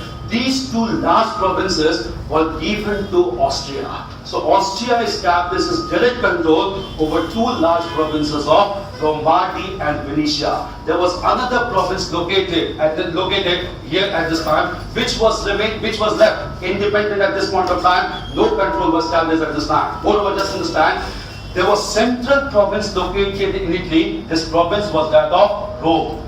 Rome was left under the control of France at this time. Why? Because they never wanted to disturb the scenario, because at this time the spiritual head of Rome was Pope at Rome. And Pope supported French at this time because agreement had been signed between Napoleon and Pope, whereby Napoleon accepted Catholicism as state religion, Pope accepted Napoleon as legitimate ruler of France. This was not disturbed because of religious reason. Rome was left under the control of France. At the same time, the two southern provinces, these two southern provinces were known as provinces of Sicily and Naples. These two provinces were given under the control of Austria again, and that too indirectly. Meaning that by indirectly Austria could establish control over Sicily and Naples as well. there were large number of smaller provinces in central part of Italy, and these provinces included provinces like Romagna, provinces like Tuscany. Okay. All these provinces were distributed among the princes of two royal families of Europe. These two royal families of Europe were known as families of Habsburg, and second family was known as family of Bourbon. Habsburg family was ruling family of Austria. Bourbon family was ruling family of France. Meaning that princes of Habsburg and Bourbon families were given this smaller provinces located in central part of Italy. Now, if this decision was taken at Vienna Conference by Metternich, it was clear Italy was just a geographical entity rather than a country, because no sense of nationalism could take place under such division, and therefore Italy could not emerge into a nation. But one thing must be understood: feeling of nationalism once aroused cannot be suppressed, and therefore after Vienna settlement, nationalist movement began to take place in Italy under the leadership of several leaders like Mazzini, leaders like Count Cavour, and ultimately just because of the efforts of these leaders, Italy got finally unified in the year 1871. But at this time it was made clear Italy is just a geographical entity, not a country altogether, because all these decisions were taken after downfall of Napoleon. You have to explain this thing. Clear? That decision taken at Vienna settlement. Is it clear? Clear. This question stops here only. In fact, you have to mention about all the decisions that were taken during Vienna conference, dominated by Austrian minister Metternich. Is it clear? First of all, Italian unification also important. Prepare that unification, and when you prepare this topic, you just prepare with respect to German unification, because normally the thing is will be asked to compare and contrast the process of Italian and German unification. Differences also, similarities also. Clear? Because in German unification, the person who played the most important role was Otto von Bismarck, especially his policy of right and iron. Clear? This is clear. This question clear. Now next.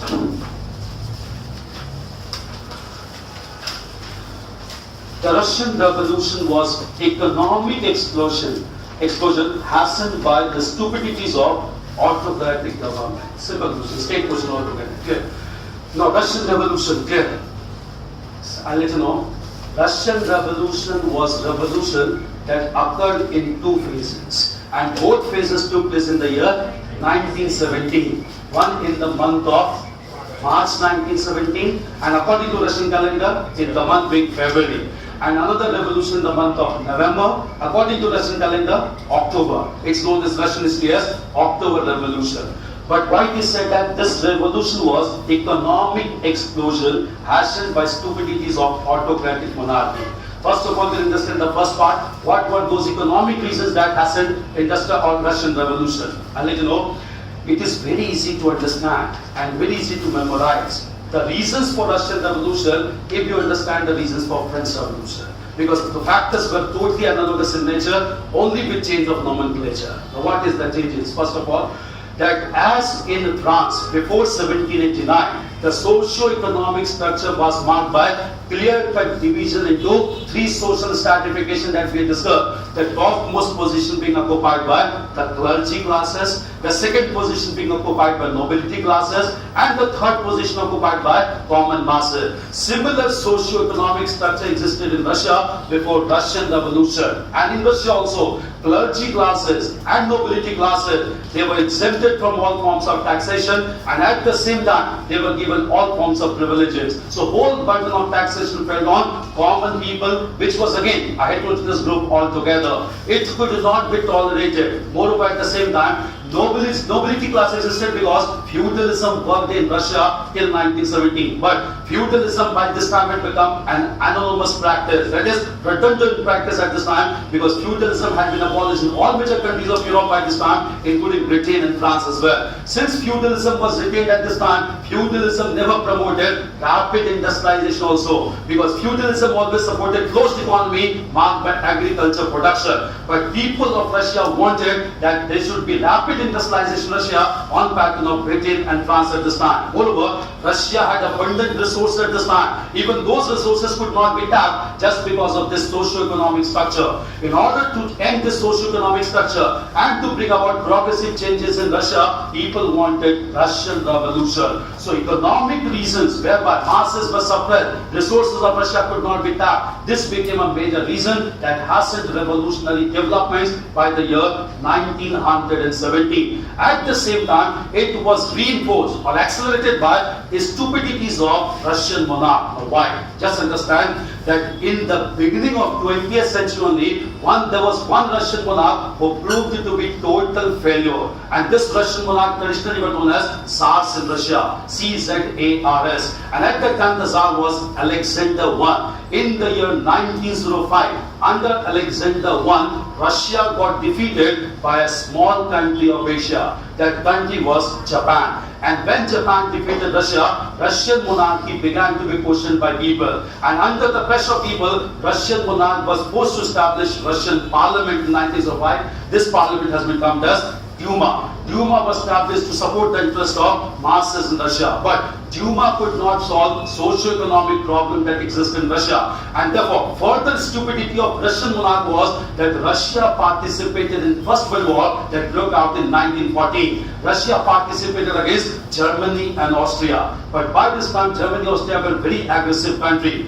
In course of First World War, Germany and Austria combined together, defeated Russia. When Russia got defeated, Russia was forced to move away from war. That affected the prestige of Russia, that even affected economic position of Russia, because huge war expenditure took place in course of First World War. People got fed up by this, now they wanted revolutionary change. Therefore, socio-economic parameters were already there. They were reinforced or accelerated because of the stupidity of Russian monarch who participated in First World War without taking the support of masses. And that too, against aggressive countries of Germany and Austria. This time Russia got defeated, backed away from First World War. That created revolutionary sentiment. And therefore, this revolution was first led on 12th of March 1917 by moderate socialists in Russia. They were known as Mensheviks in Russia. Mensheviks succeeded at this time and they formed provisional government in Russia. But even Mensheviks could not fulfill all economic interests of masses in India. And after some time, only in April, one great socialist leader reached Russia who was in exile at Zurich in Switzerland. This person was Vladimir Lenin. He came to Russia in April 1917, gave a very powerful speech at St. Petersburg in 1917. He gave this speech on 25th of October 1917 according to Russian calendar. According to present calendar, the date is 7th of November. And with this speech he demanded people of Russia require three things continuously. They require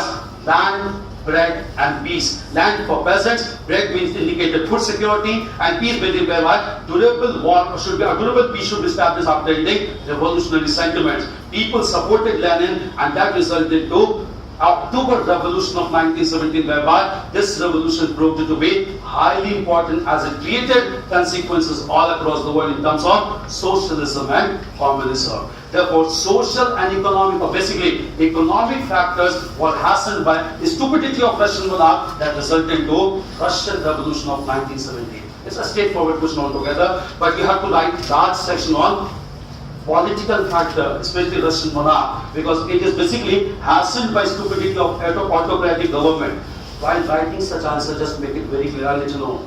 Your answer should have a rhythm, because the question that seems to be simple, writing answer become very tough. I'm telling you, questions may be simple, but writing answers become a challenge. Why? If this question in fact is asked in this way, you have to write about all economic factors. Clear? And after writing all economic factors, you just create a sense and answer that revolution was about to take place. But the final act that was performed to create this revolution was created because of political factor. That is, in terms of the stupidity of Russian monarch. So you need to club the points very well. It's required, because after clubbing together all the points, you can make it clear. Revolution was bound to occur, but it was hastened. The word hastened is, it was accelerated. Accelerated means revolution could have taken place in 1918 also. revolution could have taken place in 1921 also. Why it happened in 1917 only? Why it was accelerated? Why it hasn't at this time? Because of stupidity. Meaning that immediate factor here will become political issue altogether. So while writing these answers, you need to be very cautious. Clear?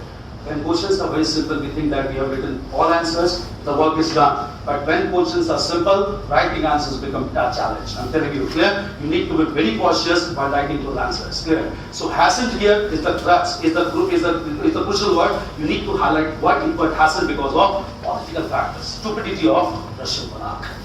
Please. His remark in the question include Nicholas II's decisions. Nicholas II was the Russian monarch when Russia participated in the First World War. Alexander was Russian Tsar when in 1905 Russia got defeated by Japan. When Russia participated in First World War in 1914, the ruler was Nicholas II. His policies only hasn't Russian Revolution. Is it clear? Okay, even if you don't write the names of the rulers, marks will not be deducted.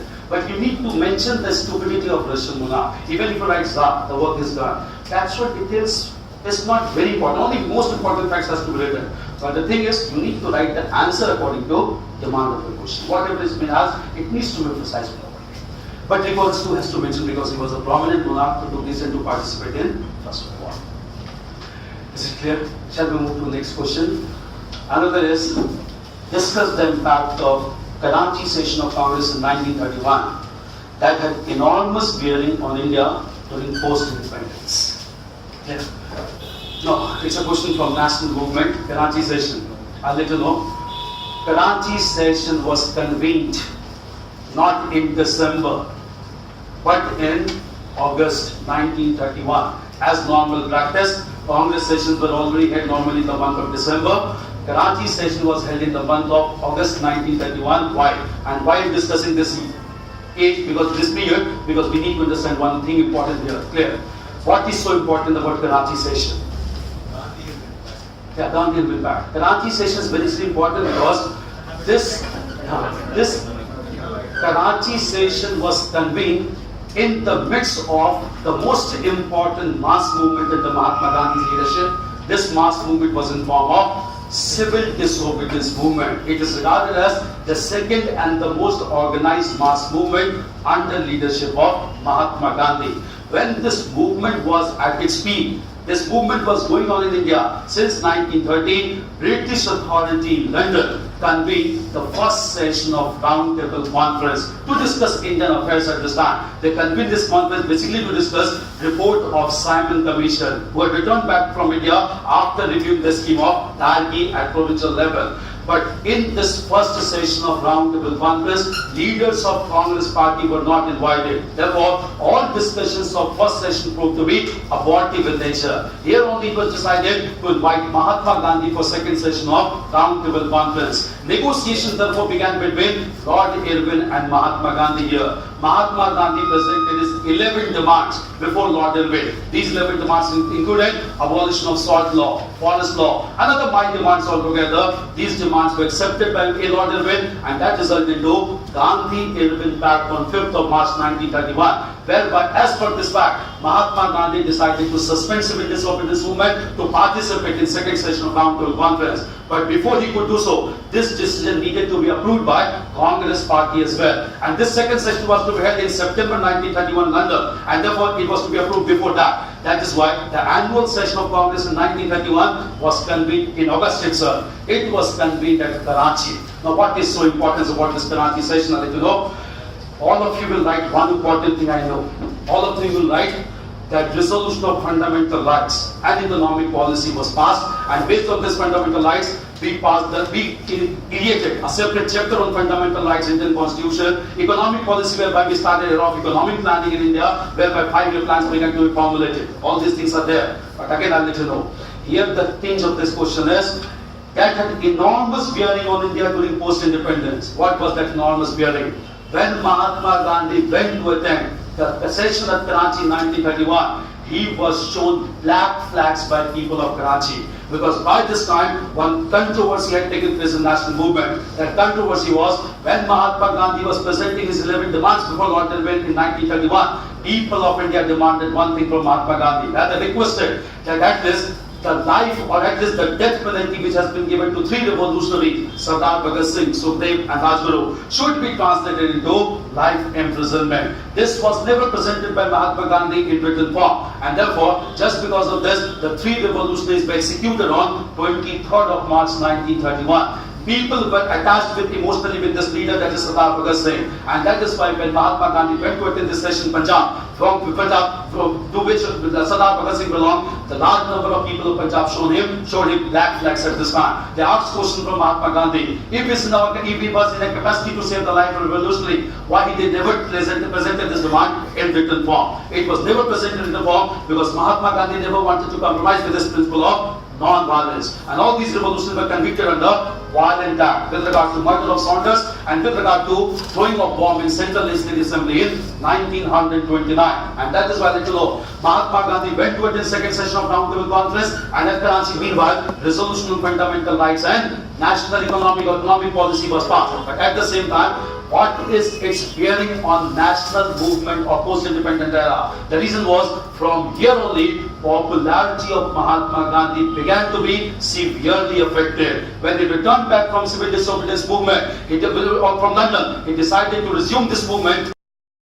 Apart from fundamental rights and economic policy. All candidates will write about fundamental rights and economic policy directly to Bill of Rights, Indian Constitution, economic policy altogether, but we lost the greatest national leader of India just because of resolution during Karachi session, because at this Karachi session, Mahatma Gandhi's popularity began to be questioned, and that affected his popularity even in post-independent era as well. This is clear. Apart from this, you can write about fundamental rights and economic policy which has been passed by Congress President. The President was Sardar Vallabhbhai Patel. Clear. And it was again to respect the sentiments of Sardar Bhagat Singh. And while writing this, you have to write, in post-independent era, we followed this concept of fundamental rights whereby inalienable rights were given to people of India, and at the same time, era of economic planning was started because to ensure proper redistribution of resources among masses in India. This is clear. Okay. The other dimension also needs to be understood to give a complete picture of this answer, of this question. Clear? Shall we move to next question? Please. And there was like Mahatma Gandhi actually requested even and he actually declined the demand of Bhagat Singh's. He verbally discussed this thing with Lord Irwin. It was verbal discussion, and that too, even we don't know it was verbal discussion or not. Because when this decision was taking place, there was no third person there. It was only between Lord Irwin and Mahatma Gandhi. Clear? In that, Mahatma Gandhi made it clear he was not in a capacity to save the life of revolutionaries. He made it very clear. Because capital punishment had been awarded. But written form, in that 11th point, which was shown to all public in India, in written form that demand was never included by Mahatma Gandhi. Clear? Okay. 10th one is, the railways, instead of serving as the catalyst of industrial revolution, as in Western Europe and the USA, acted in India as the catalyst of complete colonization. It's a straightforward question altogether. Clear? Please. So in the previous question, apart from fundamental right and Economic policy. Sir, you talked about the bearing of Gandhi's decreasing popularity. So apart from it, sir, what more bearings you can write in the post-independence? See, I'll let you know. In post-bearing, the important thing is all economic, the era of economic planning and all, it was started because of this decision that was taken at Karachi session. Moreover, at the same time, it can also be discussed that emergency provisions which were placed in the Indian Constitution, it was discussed at Karachi session only. Clear? That in what cases those fundamental rights could be suspended for some time if extraordinary circumstances emerged.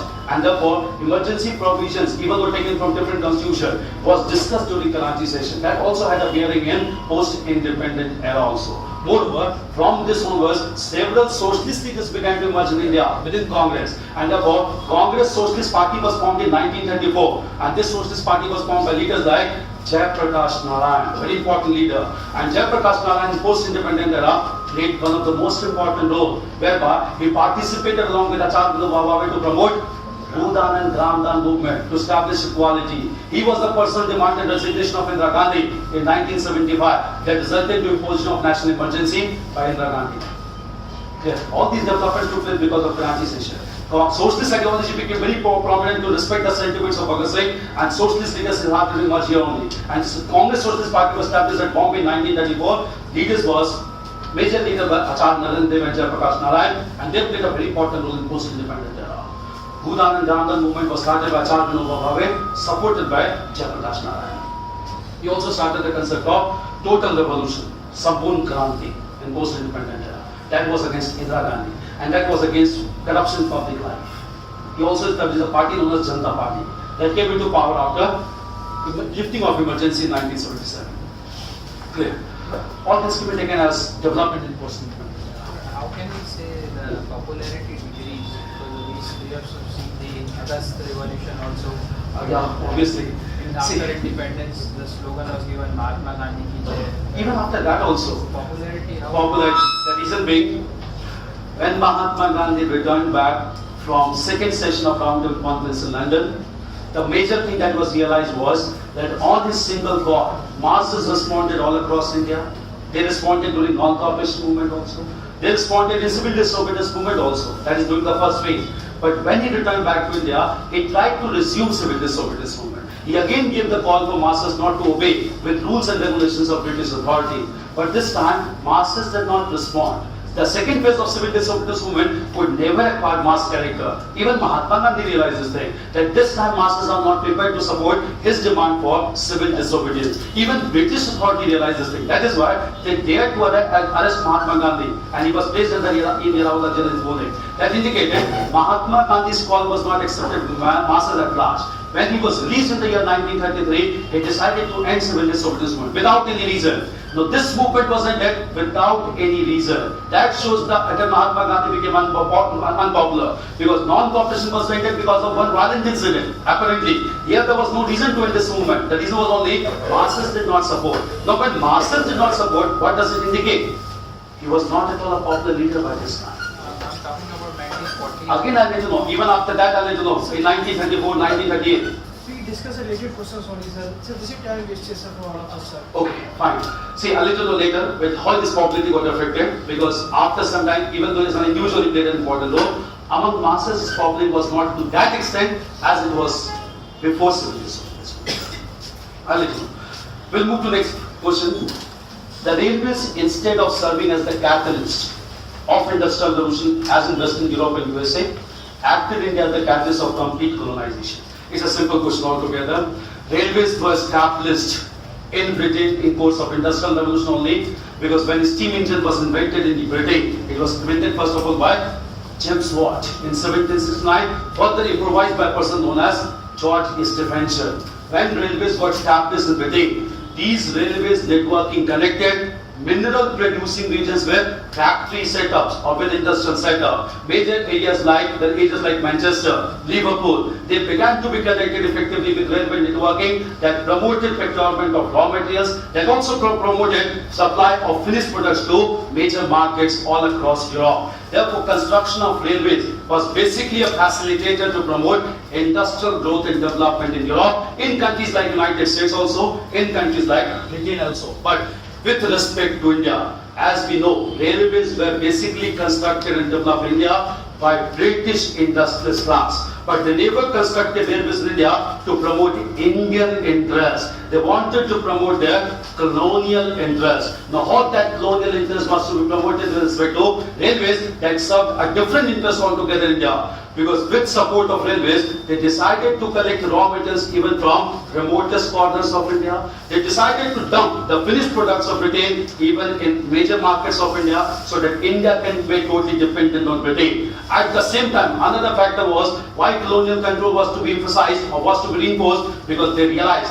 that mighty revolt had occurred in the year 1857 that spread all across northern and central part of India. They realized with the construction of railways, military forces can be swiftly mobilized from one place to another place, and any revolt or rebellion can be pocketed, can be suppressed in one center before taking a larger form altogether. Therefore, here it was to sustain colonial rule over India rather than to promote industrial growth and development, which was objective in European countries and United States of America. So, as railways acted as catalyst to industrial growth in European countries, in India, it formed a negative role, or rather a reverse role altogether, whereby it resulted into lapse of major cottage industries also, because these cottage industries could not compete with machine-made goods of Britain. That resulted into deindustrialization in India, and at the same time led to further colonial control over Indian territory. These two contrasting roles of railways are clear. It's a straightforward question. Okay? We move to the next question, that is, passed on from one generation to another, Indian folk art is still alive in many parts of the country. Being culturally diverse and distinct, a variety of art forms have evolved over the years, some untouched by modernization, some adapting to new point colors and materials. Elaborate with examples. It's a question on folk art basically. And this folk art is basically regional art. First of all, we need to understand what do we mean by folk art.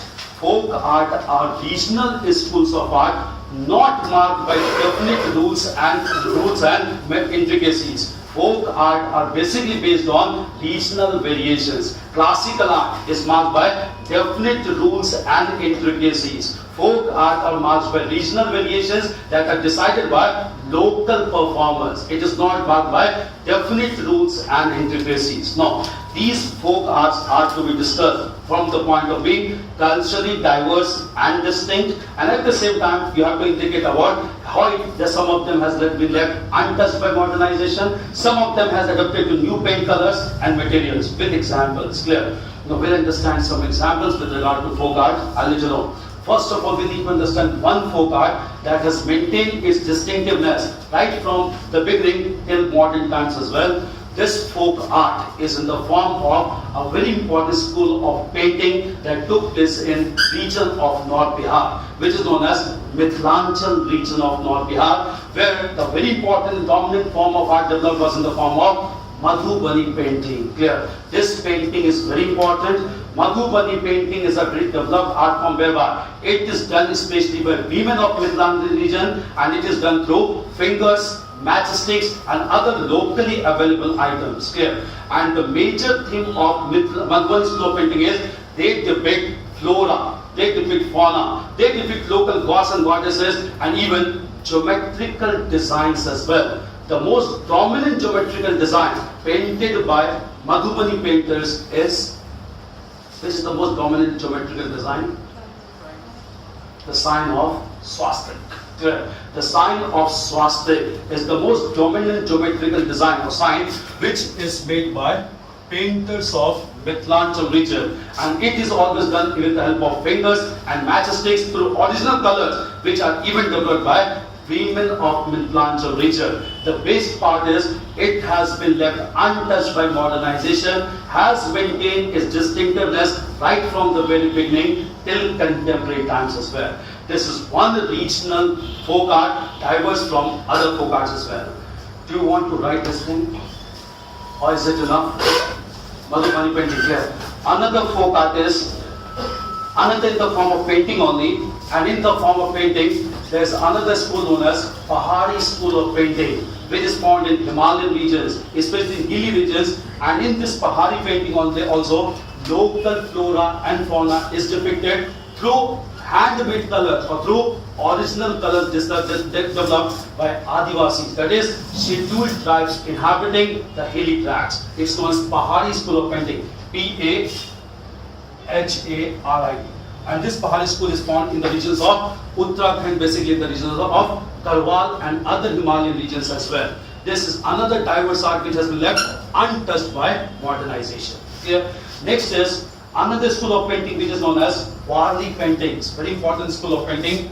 Warli paintings are paintings done again by tribal people, and this Warli paintings is done in the regions of Rajasthan again. Clear? Rajasthan and Gujarat. And in this region painting, the most dominant thing is day-to-day life and its practices are depicted in the paintings done by local people. It is known as Warli school of paintings. Clear?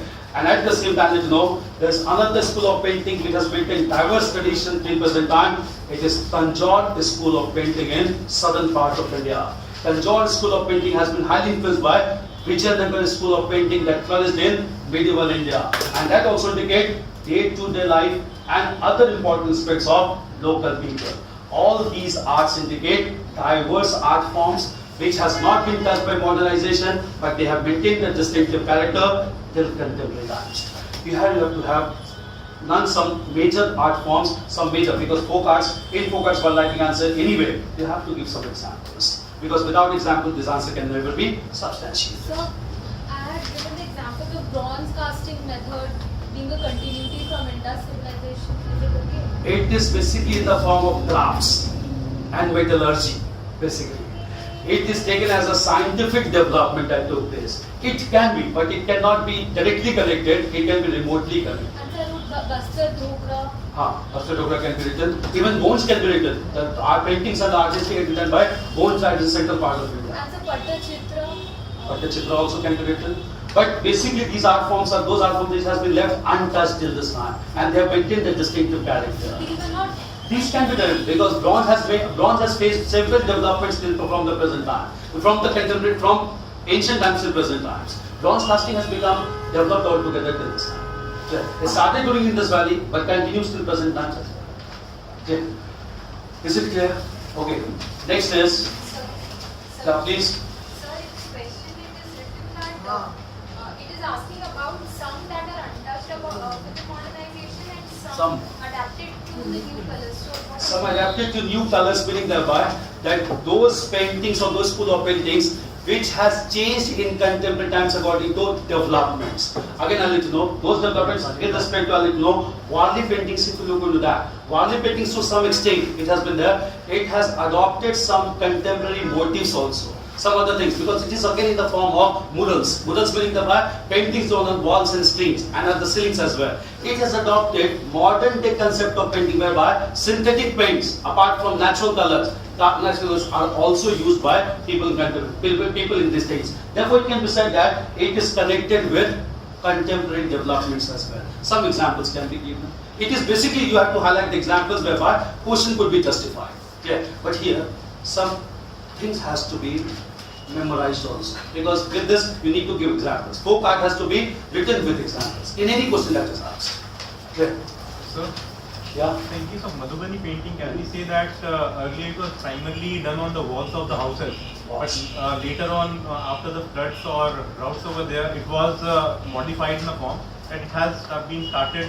It has been started, and it is being done on papers with some Miniature background. paintings. Not miniature. In that Large papers, large piece of paper. papers, and with a background to give it a color of mud walls.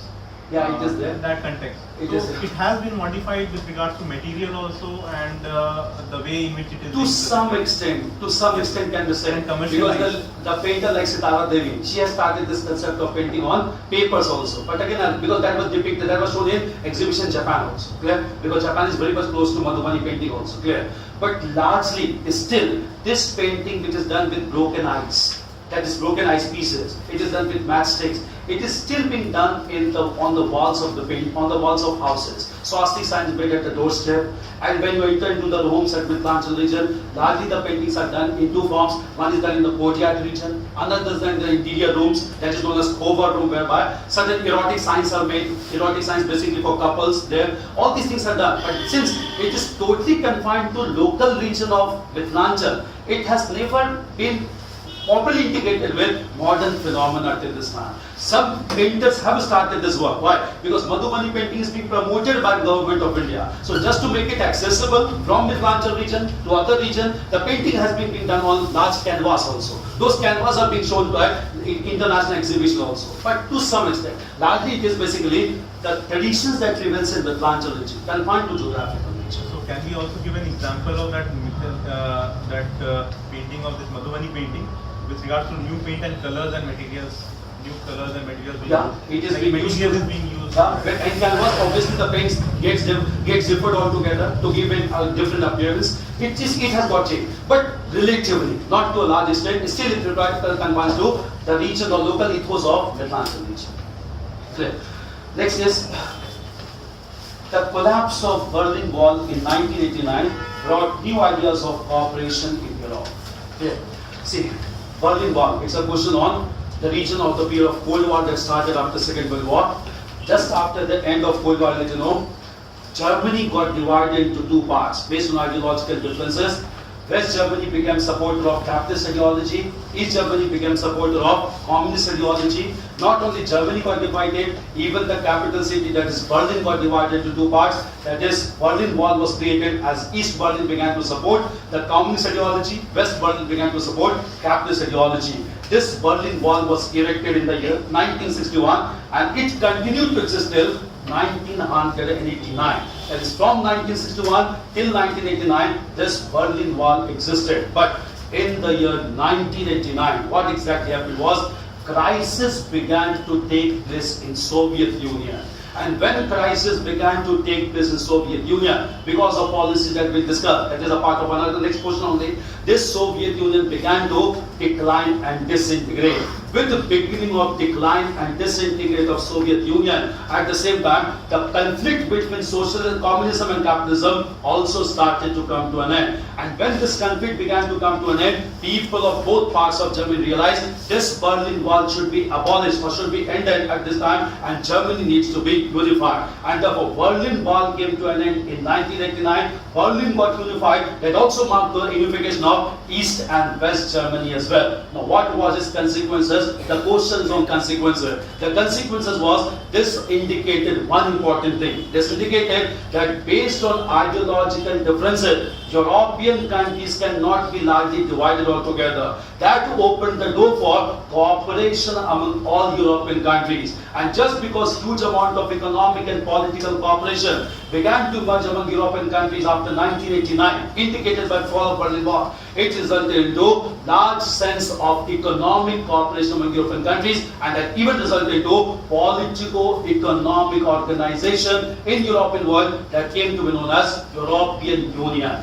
European Union was basically started after the fall of Berlin Wall in the year 1989, and this indicated larger areas of cooperation among European countries. And finally, European community first of all came into existence, that gave a larger shape in the form of European Union by end of European Union in beginning of 21st century. This has been one of the most important development that has been out. This question is asked because of one another thing. The thing is, it can even be connected with Brexit as well. Clear? Because with exit of Britain, it can be said that visibility of European cooperation has come to an end. So fall of Berlin Wall can be connected with the recent phenomenon of Brexit. It can be a part of international relations also. Clear? Please. So the question is critically evaluated. So we have to be critical of the statement. That is why it is being critically evaluated, because of contemporary The development. larger focus should be on the breakup of European Union, or should be on the. First of all, you have to write that it opened the door for cooperation altogether, and this cooperation resulted to larger economic cooperation among European countries than European Union. But then you have to write that this cannot be taken as a durable sense of cooperation among European countries, because there are certain fissures or centrifugal tendencies which has been witnessed in contemporary times that reached a high water stage, that is the high water mark, when in recent times, in 2016, Britain moved away from European Union. Yeah, that is why it is critically evaluated. Is it necessary to mention about the Schengen groups and all? It can be mentioned, it can, because Schengen group is a very important development after Berlin Wall that resulted in huge amount of cooperation with European countries. That group can be mentioned. That can be mentioned. Yeah. Civil wars also came to an end in European world, that just because of merger between or integration, that is unification between two parts of Germany. Yeah. Next is the doctrines of Glasnost and Perestroika eventually led to the decline of Soviet Union.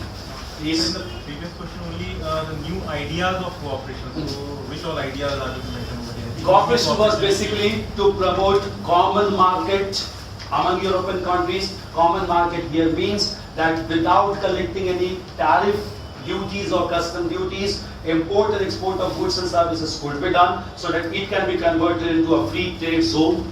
It was further that idea of promoting common currency to integrate the European countries financially was also came into being, and that resulted into circulation of euro as a common currency. All these ideas began to be floated only after unification of Germany as eastern and western part of Germany. Those ideas fructified, those ideas got materialized in course of time, and all these ideas began to be implemented by a common political-economic structure that got established in Europe in the form of European Union. These ideas need to be written. Okay? There's common custom territory, at the same time common currency, common market altogether, so that it can be presented as a single entity, economic entity at global platform. This was So, but the formation of this European Union in 1991, that 1991, yeah. was it a consequence of the unification, the fall of the Berlin Wall, or was it only a subsequent event that?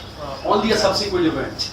But genesis of this event is taken from the fall of Berlin Wall. That is why they said ideas began to get floated altogether. Clear? That is why. Because at the same time, this idea got terminated, or this idea got accompanied by decline or by disintegration of USSR. That eventually marked the end of one bloc altogether. When one bloc came to an end, Cold War still came to an end. When Cold War came to an end, now regional blocs began to proliferate, and as a mark of regional proliferation, this European Union also came into existence. So it is basically seen as a phenomena that was accompanied with the end of Cold War era altogether, and regional organization aspirations began to take shape. These regional aspirations led to the establishment of this economic community. So between 1989 and 1991, were any new members also included in the grouping of European? Yeah, it went on including because it was never static growth. Other countries, Spain was very off late to join this European Union. Countries began to join. Britain also joined off very late. Britain became member in 1973. Idea began to float it much earlier. And after the fall of Berlin Wall, other important European countries began to come together. Maastricht Treaty was signed at this time, and several other countries were made members. But indicated by, it was only indicated. It was only subsequent development indicated by fall of Berlin Wall, 1989. The doctrines of Glasnost and Perestroika eventually led to the decline of Soviet Union. Again, critically examined. Here, see, decline and disintegration of Soviet Union was primarily because of these policies only. That is Glasnost and Perestroika. Glasnost means basically openness, opening the economy. Perestroika means restructuring of the economy. Clear? Now, what were these policies? I need to know. By the year 1985, the president of Soviet Union was Mikhail Gorbachev. He was convinced by provincial ruler, because at this time Soviet Union comprised of 11 Central Asian republics, and all these republics were of the opinion that in order to accelerate the process of economic growth and development, Soviet economy needs to be restructured, Soviet economy needs to be opened up, that is liberalized.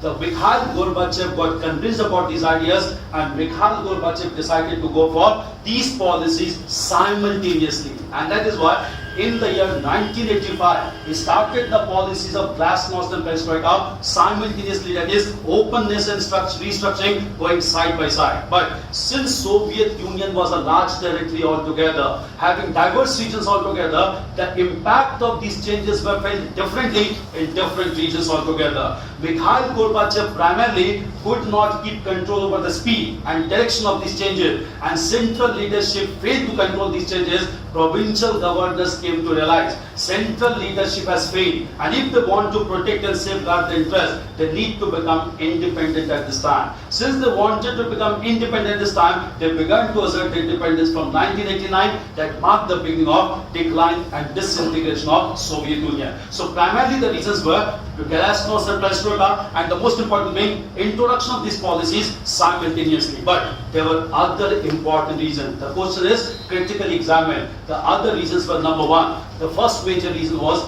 why this crisis, or why the demand for restructuring came into being at this time. The reason was that there was a very important war that took place in 1979 between Afghanistan and Soviet Union. In this war, huge war expenditure was incurred by Soviet Union. That affected commercial viability of Soviet Union. Economic crisis got created because of Soviet-Afghan war of 1979. That forced Mikhail Gorbachev to go for restructuring and openness. And that was the real factor that created all crises in Soviet Union. This was one reason. Second reason was that by this time, United States and other Western countries, they were trying to create disturbance in Soviet Union, because they knew once Soviet Union decline and disintegrate, US hegemony will be established at global level. They began to promote ultra groups or ultra radical groups in adjoining regions of Soviet Union, and this one of these ultra radical groups was Taliban groups that began to be supported in Afghanistan, which was because conflict took place between Soviet Union and Afghanistan. These Taliban groups began to be promoted by Western countries led by United States of America, and that is why Taliban groups began to create huge amount of disturbances even in Soviet Union as well. That made it much more imperative to bring about radical changes in order to check such radical tendencies in Soviet Union.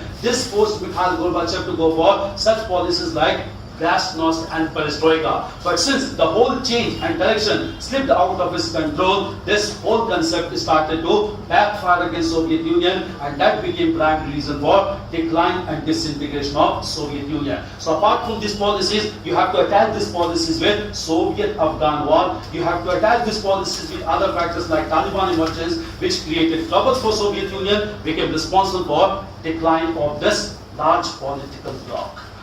Is this clear first? Clear. Shall we move to the next question? The next is, the impact of the French Revolution was initially confined to Europe, but that of Russian Revolution was global. We had discussed about the impact of French Revolution, why it was confined to Europe, just because of Napoleon Bonaparte. We'll discuss here why that of Russian Revolution was global. Russian Revolution took place in 1917. Why do you think it's termed as revolution? Because revolution always issues or always ushers a new era marked by long-term changes altogether. What were those long-term changes of Russian Revolution? Russian Revolution promoted two ideologies at global level. These two ideologies are known as socialism and communism. Because with these two ideologies, Russian Revolution began to take place. Socialist ideology means that state or government machinery should acquire all resources so that economic system should be organized in such a manner that resources are distributed equally among all sections. And it is believed if socialism establishes any society for a longer period of time, a time will come when highest state of socialism would be reached and every section would be satisfied with resources under the command. That highest state of socialism is known as communism. That is an ideal concept again given by Karl Marx. And therefore these two ideologies became very popular as a consequence of Russian Revolution. It began to be pursued all across the world, even in countries like India as well. And that is why these two ideologies that started to emerge after Russian Revolution are considered to be valid ideologies even in present times in major countries of the world. Countries being China, Russia, Cuba, Venezuela, even in India also, mixed form of socialism has become a very important ideology in this country. That is why the impact of French Revolution confined to Europe only, but impact of Russian Revolution felt over all across the world in terms of two ideologies of socialism and communism. Is it clear? Okay. Critically review. Clear? Because variant of socialist ideologies follow in different countries. In India also we don't follow socialism. We follow socialist pattern of society, whereby resources can be distributed equally among all sections through persuasive measure, not through military measure or not through forceful measure. That is why we have never used the word socialism anywhere in India. We have always used the word socialist pattern of society. It would be endeavor of government of India and the directive principles of state policy which are not enforceable in court of law. Rather, it will not be a forceful measure. Is it clear? Next is analyze the reasons behind England being the first country to experience industrial question: why was its impact, French Revolution's initial impact, only confined to Europe and that of Russian Revolution across the world? The reason is of timing also. French Revolution took place in the year 1789. By this time, the ideas of liberty, equality and fraternity could not be either understood or anticipated in larger parts of the world, like Asia and Africa. The Asian Africa were under colonial control that emerged or they had come out from arbitrary rule of medieval monarchs, feudal system altogether. At the same time, these ideas could not be propagated in Asia and Africa because they were under foreign control largely. That is why the ideas of liberty, equality and fraternity could not acquire popularship in larger parts of the world. Because timing was there at this time and most parts of Asian Africa were under European power. But by the time Russian Revolution took place in 1917, if you look into Asian Africa, almost in countries, high sense of awareness had taken place. National movements had been taking place domestically. People were largely aware about outside world as well. And therefore, the ideas of socialism and communism got a fertile germination ground in Asia and Africa, and they began to be largely accepted. Moreover, why? Because all these people of Asian Africa, their most important concern was to promote equality through government sponsorship. That is socialism. They readily accepted this ideology, and therefore this ideology became popular all across the world, largely in major parts of the world. That was not the case with French Revolution. That took place way back in 1789. Timing was also a great factor. So what should be the structure of this answer? The structure. The impact of French Revolution was initially confined to Europe. You have to write about the limitations of French Revolution and the timing as well that we have discussed. That why this remained confined only to Europe. Moreover, you have to write about Napoleon Bonaparte also. That when he ended French Revolution, rather than propagating the ideas of liberty, equality, fraternity, he began to act against this ideology. And that is why he began to attack other countries. That is why ideology, before being taken as shape of popularship, it got confined only to the countries of Europe. This is one thing. Then in the next part you have to write that of Russian Revolution was global. Why Russian Revolution was global? Because Russian Revolution took place in 1917. That is why the date is also given in both the parts. Russian Revolution took place in 1917, and by this time, awareness and consciousness has spread among large parts of the country, large parts of the world. You have to write about the progressive ideology of socialism that was promoted by Russian Revolution, which largely applied to colonial people of Asia and Africa and other parts of the world. They readily accepted this ideology, and therefore the impact of Russian Revolution was felt not only in Europe but all across the world. There is another reason you have to know that. France is a country that is totally confined to European world. Therefore the impact was confined to Europe. But if you look into Russia at the time and even now, Russia was a country which was spread to both Europe and Asia. And therefore, since it was adjacent to Asia, the impact of Russian Revolution could easily be felt in other parts of Asian continent. That also became an additional factor for large-scale acceptance of ideology of Russian Revolution. You have to write in two parts, and this answer has to be written clearly because there is no other thing. Critically, you have to mention only one thing, that Russian Revolution, its ideology, was not accepted in its original form. They were deviated from original form, and there were in different variants. Socialist and communist ideology began to be accepted. Why? Critically, why? No country in the world ideologically is a communist country, not even China. Because communist ideology believes that if a country is a communist country, there cannot be a state. It's a stateless concept. It's a classless concept. No country in the world can claim to be a pure communist country. That is a critical evaluation of this guy. Clear? So socialist and communist ideology, when they were accepted in its purest form, they were accepted only its variant forms. Clear? This clear. Okay, fine. Next is question number 15. Analyze the reasons behind England being the first country to experience industrial revolution. State question altogether. But the answer that has been given to you, I need to add two things in this answer that are also important factors. I add those things. You have been given that rise of capitalism was there, decline of feudalism was there, but apart from this, one fact has been missed out that needs to be understood.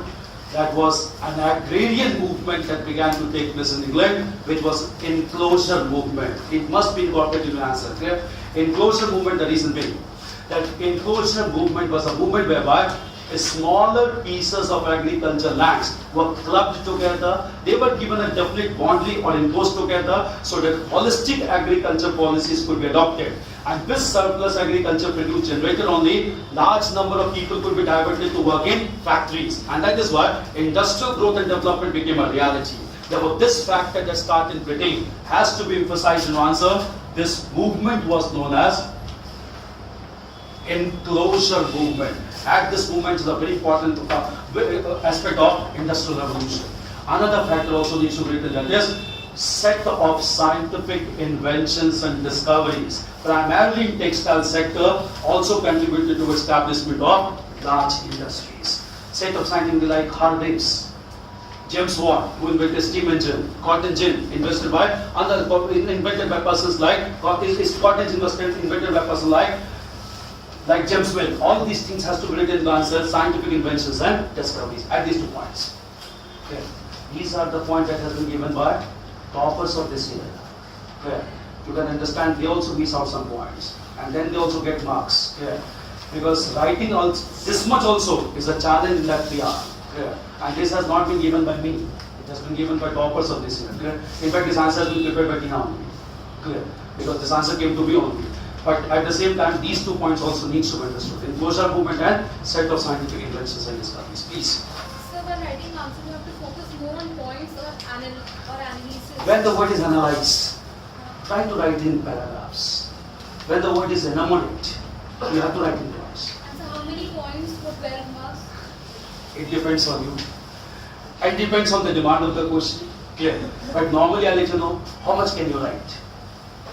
Given that examination condition, I'll let you know 4 or 5 points.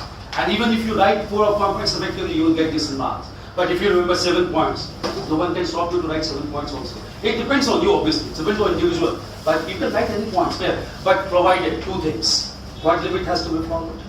And second thing is you have to complete the paper on time.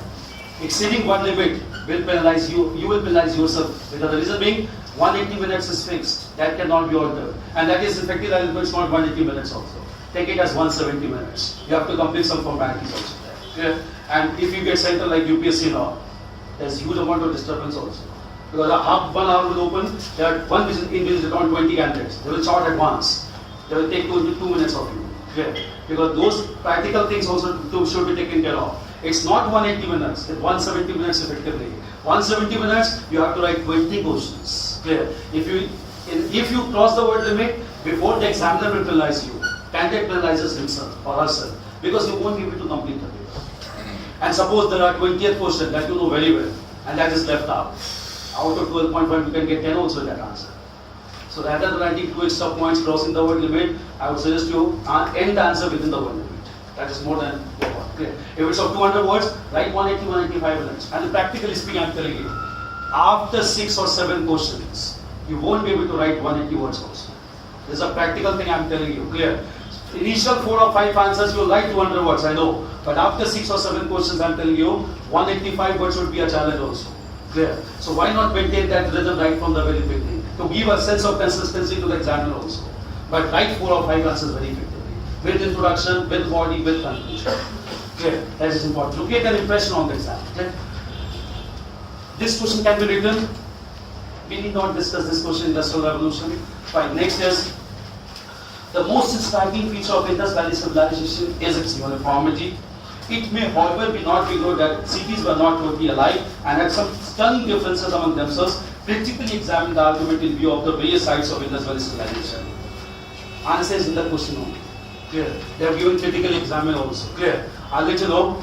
The biggest feature of Indus Valley civilization is its uniformity. Clear? Uniformity what? That every city has got 2 broad divisions. One was the upper city known as citadel or acropolis. Second was the lower city. Why citadel was constructed? Because most of the Harappan cities like Harappa and Mohenjo-daro were on banks of major rivers. The flood was a recurrent problem. So elite classes constructed an acropolis or elevated portion, and this elevated portion was termed as citadel. That is one uniformity in all the Indus sites. Second uniformity is that in all the urban cities or all the major cities of Harappan civilization, baked bricks has been used as principal building material. Baked means burnt bricks, and burnt bricks were never used even in contemporary civilization of Egypt and Mesopotamia. It's a very distinctive feature that baked bricks or burnt bricks has been used as principal building material to give permanency to the structure. Clear? And at the same time, the sizes of these bricks are also uniform in all Harappan cities. That indicate there was one central command in this Harappan civilization that regulated the construction of all cities in Harappan civilization. Next important thing is that all Harappan cities has got definite system of road, whereby roads cut across each other at right angles, that is perpendicularly, and that gave a shape of lock pattern to the cities known as grid pattern. This is another distinctive feature of urbanization. And next important feature of urbanization is that in all these urban cities of urban civilization, there is a developed drainage system. Drainage system means every house has an open courtyard. Every house has got a large drainage system that is connected with bathrooms, whereby it shows a high sense of hygiene and cleanliness was there among the people of Harappans. But there are some striking or stunning differences also. The differences are, in some cities, one important structure has been constructed. That structure was in the form of granaries. Granaries indicated surplus agriculture produce was always there. Urbanization can never be there without surplus agriculture produce. And in Mohenjo-daro, the largest building is that of granary, whereby surplus food grains were stored. In Harappa, there were 6 granaries, but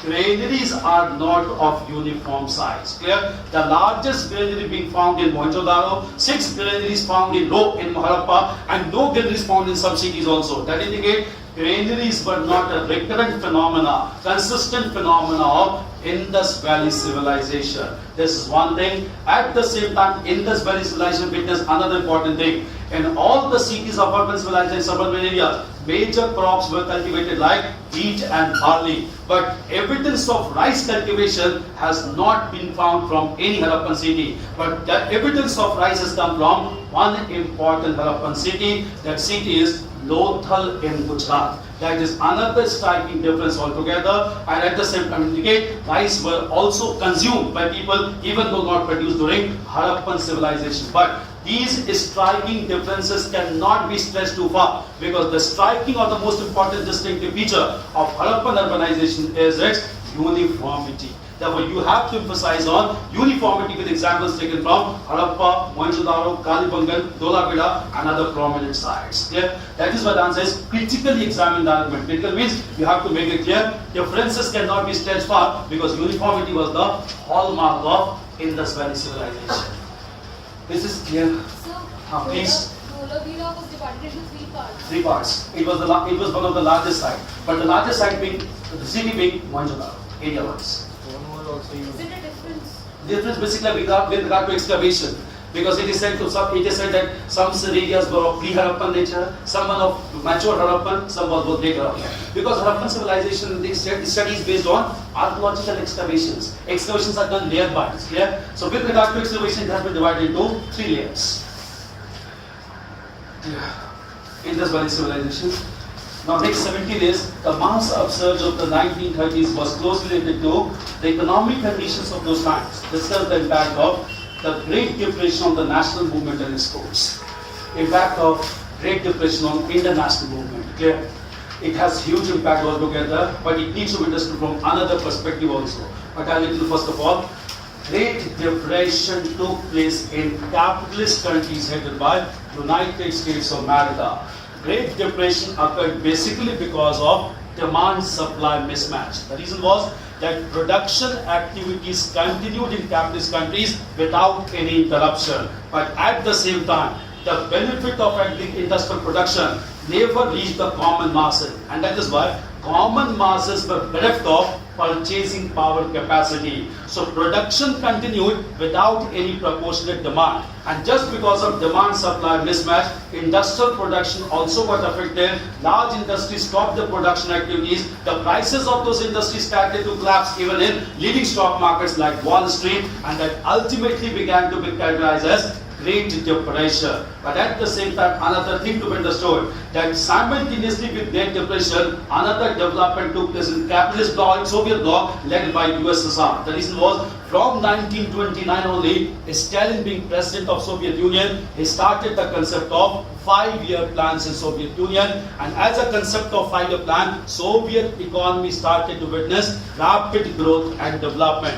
Just because of two diametrically opposed developments simultaneously, large number of people began to show support towards communist ideology and socialist ideology. They began to drift from capitalist ideology. And since they began to drift from capitalist ideology, large number of people in India also, they began to support socialist and communist ideology in contrast to capitalist ideology. Now, what was the consequence? It resulted to large number of peasant movements in India, large number of trade union movements in India, because all of them influenced by communist ideology, they began to go for collective bargaining in India. And just because of such constellation, several other parties and organizations began to be established in India. In 1934, Congress Socialist Party was established by Jayaprakash Narayan and Acharya Narendra Dev. In 1936, All India Kisan Sabha was formed at Lucknow, and at the same time, Communist Party began to emerge as a dominant party in India. All these developments began to take place because people began to lose faith in capitalist ideology. They began to move towards communist ideology in India. The greatest example of trade union movement at this time was in 1931, several trade union movements began to emerge in India. One such movement was in the region of Meerut in northern part of India. And in order to suppress this movement, British authority arrested some leaders of communist infiltration at Meerut, and they started a case against them known as Meerut conspiracy case. This became a very important thing. The reason being, in the Meerut conspiracy case, apart from Indian leaders, 3 British officers were also arrested. That indicate one thing: communism became a very popular ideology just because of Great Depression. And the overall consequence was, with the growth of socialist and communist ideology, national movement, Congress party acquired a radical and inclusive character as because it began to include the demands of workers and peasants as well. And radicalization of Congress made it much more inclusive, comprehensive in nature, and in course of time when India became independent not only for elite classes, India's independence meant independence for marginalized sections as well, just because of this development at global level in 1929. This is clear, first of all, the impact of Great Depression. You have to go a little bit, 5-year plans and growth of communist ideology in Soviet Union. Is it clear? Next is 1801. The policy of non-alignment, despite its successes, proved to be a complete failure by the 1971 Indo-Pak War. Critically committed. Yeah, it has to be critically committed because we can never go against non-alignment because it is core principle of our foreign policy. It has to be critically committed. But it came under strong criticism in 1971. Why? Policy of non-alignment was promoted by independent India's first Prime Minister, Jawaharlal Nehru. It became a core policy of principle of India's foreign policy whereby, as per policy of non-alignment, India decided to maintain principal distance from two power blocks. Neither the word equidistant nor the word neutrality should ever be used with non-alignment. Clear? Non-alignment never made equidistance from two power blocks. It was practically not feasible. Not neutrality. Why? India wanted to establish strong bilateral relationship with all countries, and India never wanted to remain as neutral country in global politics. The word that is used for non-alignment is principal distance from two power blocks. Principal distance based on national interest of India. This concept was promoted by Jawaharlal Nehru. Write this word. Principal distance. P-R-I-N-C-I-P-L-E-D. Clear? Based on national interest. Now, this principle, based on this principle, even a movement was promoted known as non-aligned movement from 1961. But why this principle came under severe criticism? Because of Indo-Pak War of 1971. Just understand. Indo-Pak War took place in 1971, and this was the only conflict that was initiated by India, not by Pakistan. It was initiated by India's Prime Minister Indira Gandhi. After taking to conference the political leaders of East Pakistan, that is Awami League, headed by Mujibur Rahman. And with support of Awami League, Indira Gandhi declared war against Pakistan that resulted into Indo-Pak 1971 war. In this war, Indian military forces acted very swiftly at this time. And when Indian forces acted swiftly, Pakistani forces were defeated. And with defeat of Pakistani forces, East Pakistan was liberated in the form of Bangladesh in 1971. But why it affected the principle of non-alignment? The reason being, after Pakistan got defeated, Pakistan asked United States of America to take action against India. And therefore, accepting the demand of Pakistan, United States of America deputed one of its largest aircraft carrier against India, which was stationed in Bay of Bengal. It was termed as Enterprise. And when largest aircraft of United States was stationed against India, it created a high sense of insecurity against Indian leader. That is why Indian leaders were forced. Soviet Union at this point of time forced United States of America to recall back its aircraft carrier from Bay of Bengal. This aircraft carrier was recalled back, but at the same time, when this was recalled back, India would realize that it needs to sign a pact with Soviet Union for coming time as well, and therefore, offensive defensive pact was signed with Soviet Union in 1971. And when India signed offensive defensive pact with Soviet Union, at the same time, India also formally established bilateral relationship with Soviet Union for the first time. Indira Gandhi signed a comprehensive treaty known as Indo-Soviet Treaty for Peace, Friendship and Cooperation. Since we concluded this formal treaty with Soviet Union, we signed offensive defensive pact with Soviet Union. It automatically meant compromise with non-alignment, because India could not truly remain to be non-aligned, because India tilted towards Soviet Union at this time, that is with one power bloc. Therefore, several critics began to argue India has diluted the whole principle of non-alignment. But we were compelled to do this just because of consistent support given to India by Soviet Union at this time. But this was only one instance in 1971. Thereafter again, we began to promote the principle of non-alignment, whereby we always try to maintain maintain principal distance from the two power blocks, and at the same time we supported the United States of America as well. So it was only in 1971 that we were compelled to compromise in order to establish relationship with Soviet Union, with offensive defensive pact also, and with Indo-Soviet Treaty of Peace, Friendship and Cooperation as well. That is why they said with Indo-Pak War of 1971, principle of non-aligned movement was compromised by India.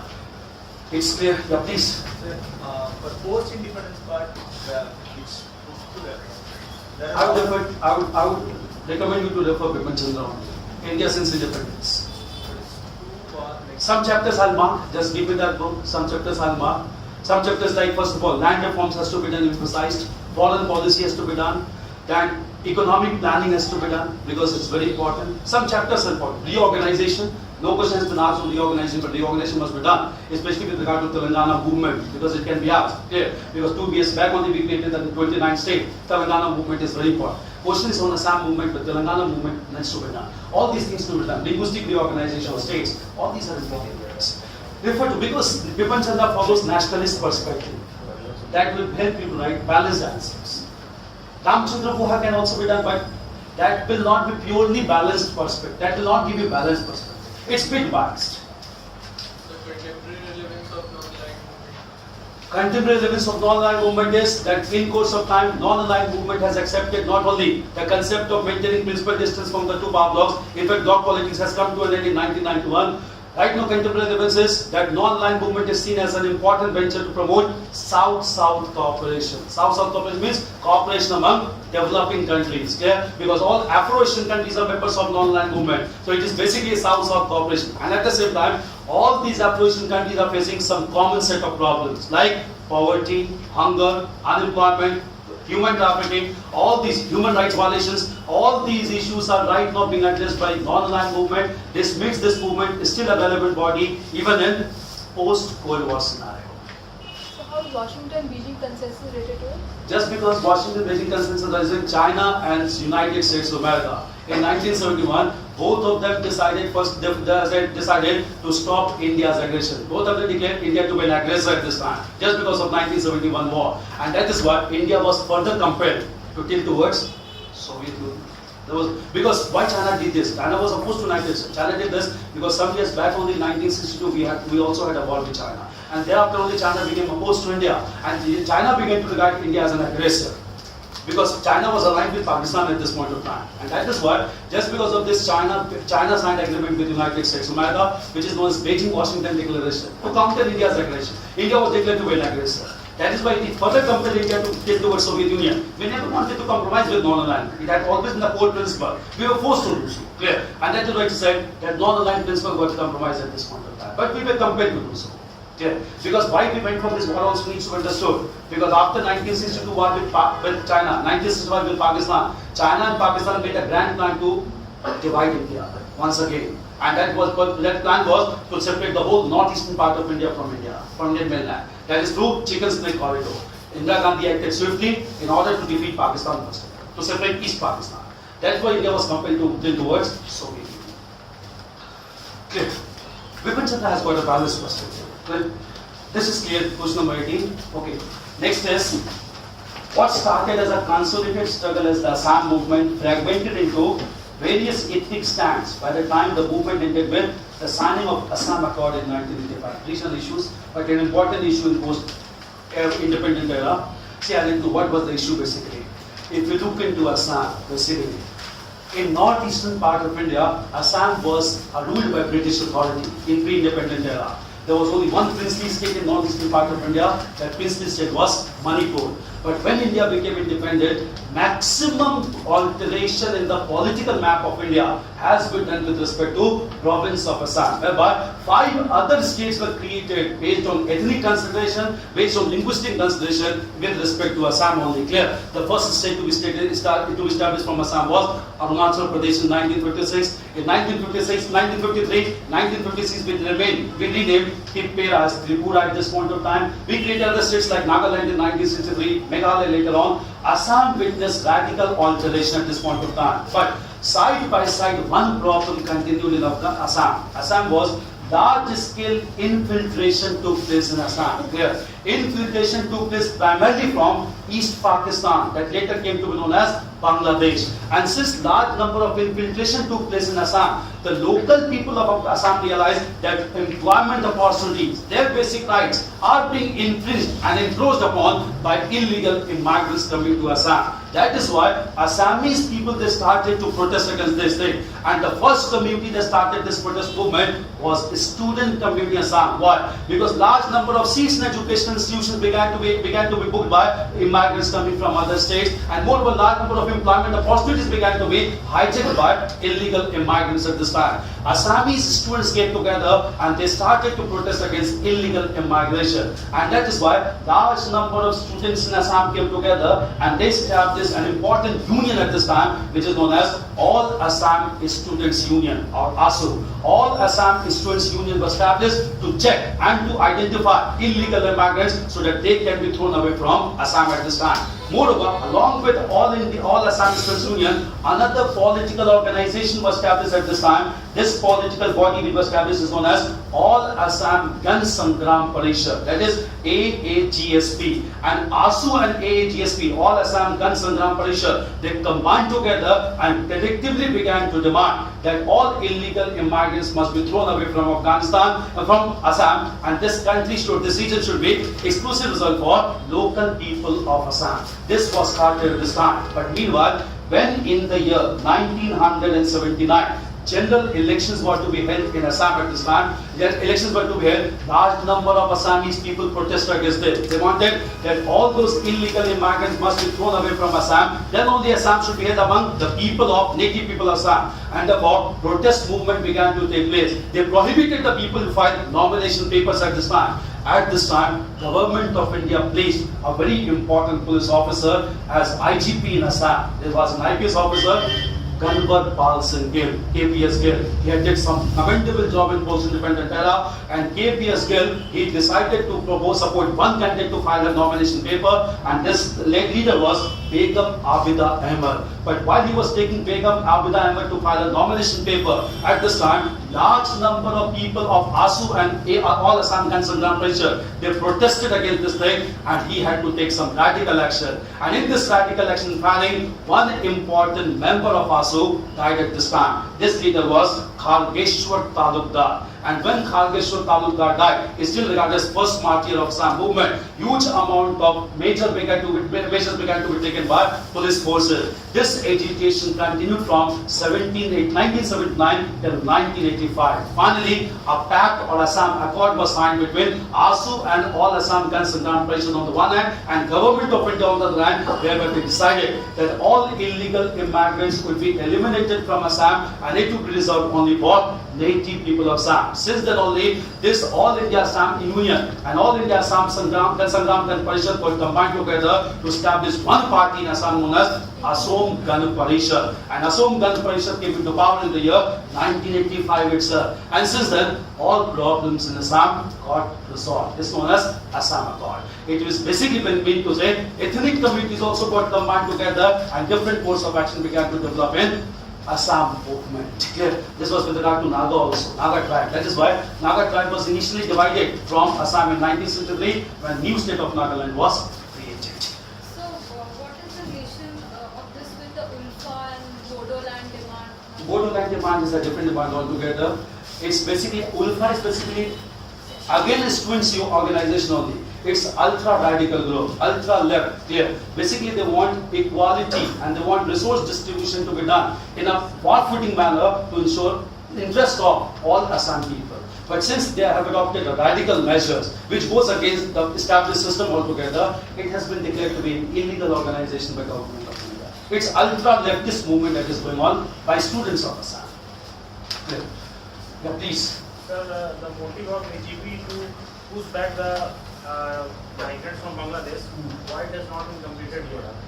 It has been not completed yet because the boundary, if you look into between Bangladesh and Assam, this boundary is highly permeable in nature. It cannot be defined altogether. And the people of these two regions has been living together since centuries, clear, time immemorial. And therefore, since this recently, if you look into this region, Assam, Bangladesh has got large sandy region. And if you look into the Assam, it has got hilly area. Resources has never been uniformly distributed. Resources always found in hamlets or in region confined. And therefore, around those resources, hamlets or important enclaves have been established. They are known as enclaves right now. Enclaves are there in region of Bangladesh also, in region of Assam also. Enclaves also are not self-sufficient nature. If some enclaves has huge resources, the same enclaves suffer from scarcity of other resources. So people need to move from one enclave to another enclave to fulfill the requirement. Therefore, they cannot accept the artificial boundary that has been created between Bangladesh and Assam. That is why continuous movement has always been there, and this continuous movement has always resulted into illegal infiltration. That became much more important after Indo-Pak War of 1962. Thereafter, Pakistan began to support large-scale infiltration by East Pakistan. That is why that further pushed Indira Gandhi to go for radical action, and in 1971 what she liberated East Pakistan as Bangladesh. It's because of geographical region. Clear? Next is Sir, yeah. so what do we have to write in this that the Assam movement fragmented into various ethnic strands? Ethnic strands meaning that you have to mention something about Naga tribes also. Because even though Nagaland was separated, Naga tribes were also there. Naga tribes began to demand their own interest in this movement, whereby they wanted that their Naga, who are the minority in Assam after the creation of Nagaland, their interest should also be kept into point. There were other tribes also, if you look into that. There were Bodo tribes also began to demand the same thing. And therefore, these tribes began to take ethnic identity and different stands began to get developed. But it was only not in major shape. Major shape was basically from the student community and political leaders of Assam. So when can we trace the beginning of the Assam movement? It can be traced right after India's independence only, if you want to trace here. Because when India became independent, Assam right from the very beginning was highly heterogeneous. Since it was highly heterogeneous, ethnic strands already had taken place in Assam. And just because of heterogeneity only, Assam was separated off and on to create states on ethnic line. And that is why illegal immigrants or illegal people present has always been Assam. If Nagaland was also created, some Naga tribes remained in Nagaland. They were considered to be illegal presence, and therefore it created a problem of heterogeneity further. That has always been there since India's independence. Okay. It became prominent after 1962 war, when Pakistan began to deliberately promote illegal infiltration from East Pakistan to Assam. That started after 1962 war. Okay, tribal revolts more often and far more violently than any other community, including presence in India. Points are given very fine altogether. The white tribals revolted. Their resources began to be enclosed. Their tribal regions began to be enclosed by British authority. And why they revolted violently? They revolted violently because of some reasons. First of all, they violently revolted because tribal culture always was guided and motivated by strong military sentiments. Since it was directly motivated by strong military sentiments, they went on revolting against the British authority. Moreover, there was no different grievance redressal because in tribal areas, justice was given through military force. When military force also retaliated very strongly, and therefore tribal people wanted to revolt against such system in a violent manner. You can give some examples. Basically, the most important example being revolt of Mundas, which was led by Birsa Munda in the region of Chota Nagpur Plateau in 1900. Birsa Munda claimed to be a semi-god because he had some supernatural powers. He encouraged the people to rise in revolt in order to defend their territory, land and resources against foreigners who were termed as Tikpus at this time. And Mundas were supported by a large number of tribal people in Chota Nagpur Plateau, that is between Jharkhand and West Bengal right now, and it resulted into a very mighty revolt, very ultra-radical revolt against British authority. Even though the revolt was suppressed, Munda and Birsa Munda died, but such kind of tradition continued later on, and Birsa Munda began to be regarded as a very important figure among tribal people of Mundas in Chota Nagpur Plateau. Before this, Chota Nagpur Plateau was again a very important instance of revolt when Santhals revolted against British authority led by Sidhu and Kanhu in the year 1855. There were other examples also, but we need to understand they were radical in nature, much more than peasants, because peasants got some interest or some grievances redressed also. Tribal grievances got never redressed because tribal regions were dominated by military force who always adopted brutal suppression against people that resulted into large-scale retaliation. This is clear. Okay. See, these are content but Another factor that Congress leaders took the peasant issue. yeah, address the grievances were addressed by Congress party also. Tribal interests of grievances could not be readdressed, even by national political parties, like Congress. Clear? So did we have any major tribal uprisings in the 20th century, early 20th century? Earlier 20th century, If you look at the influence, they were Mundas on the 1900. But before that, there was no tribal movement because after the suppression of Mundas, basically what happened was Congress party and political parties of India began to integrate the tribal people to mainstream politics. That is why violent reaction stopped after that and they got integrated with national movement of India. Because national movement also acquired maturity in the beginning of 20th century. So tribal revolts never became a recurrent feature in the beginning of 20th century. Last one was the revolt of Mundas in Chotana. Okay. And so gold uprising was Gold uprising, hill uprising was there. There were several uprising, but they were not as violent as it was with respect to Santals and Mundas. That considered the most violent tribal revolts and most comprehensive in nature also. They were spread to wide, extensive areas.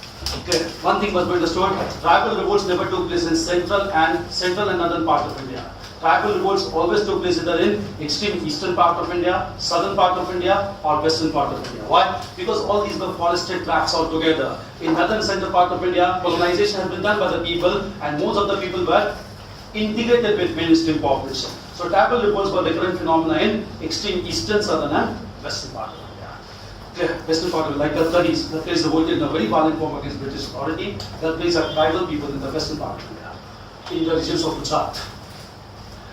Is it clear? Okay. These questions were to be discussed all together. See, I'll tell you, just do one thing. If you take my suggestion, rewrite this test again after this discussion. Don't get it evaluated by, but just evaluate yourself. You will find huge amount of difference, and that will boost your confidence. Rewrite this test again. All of you must have written the test last week only. Rewrite this test. Writing practice has to be done anyway, every day. This is the main thing of mains examination. It's not about knowledge only. It's not about only memorizing anything. It's about practicing. Practice this test again, you will find huge amount of difference. Okay. Writing practice has to be done often.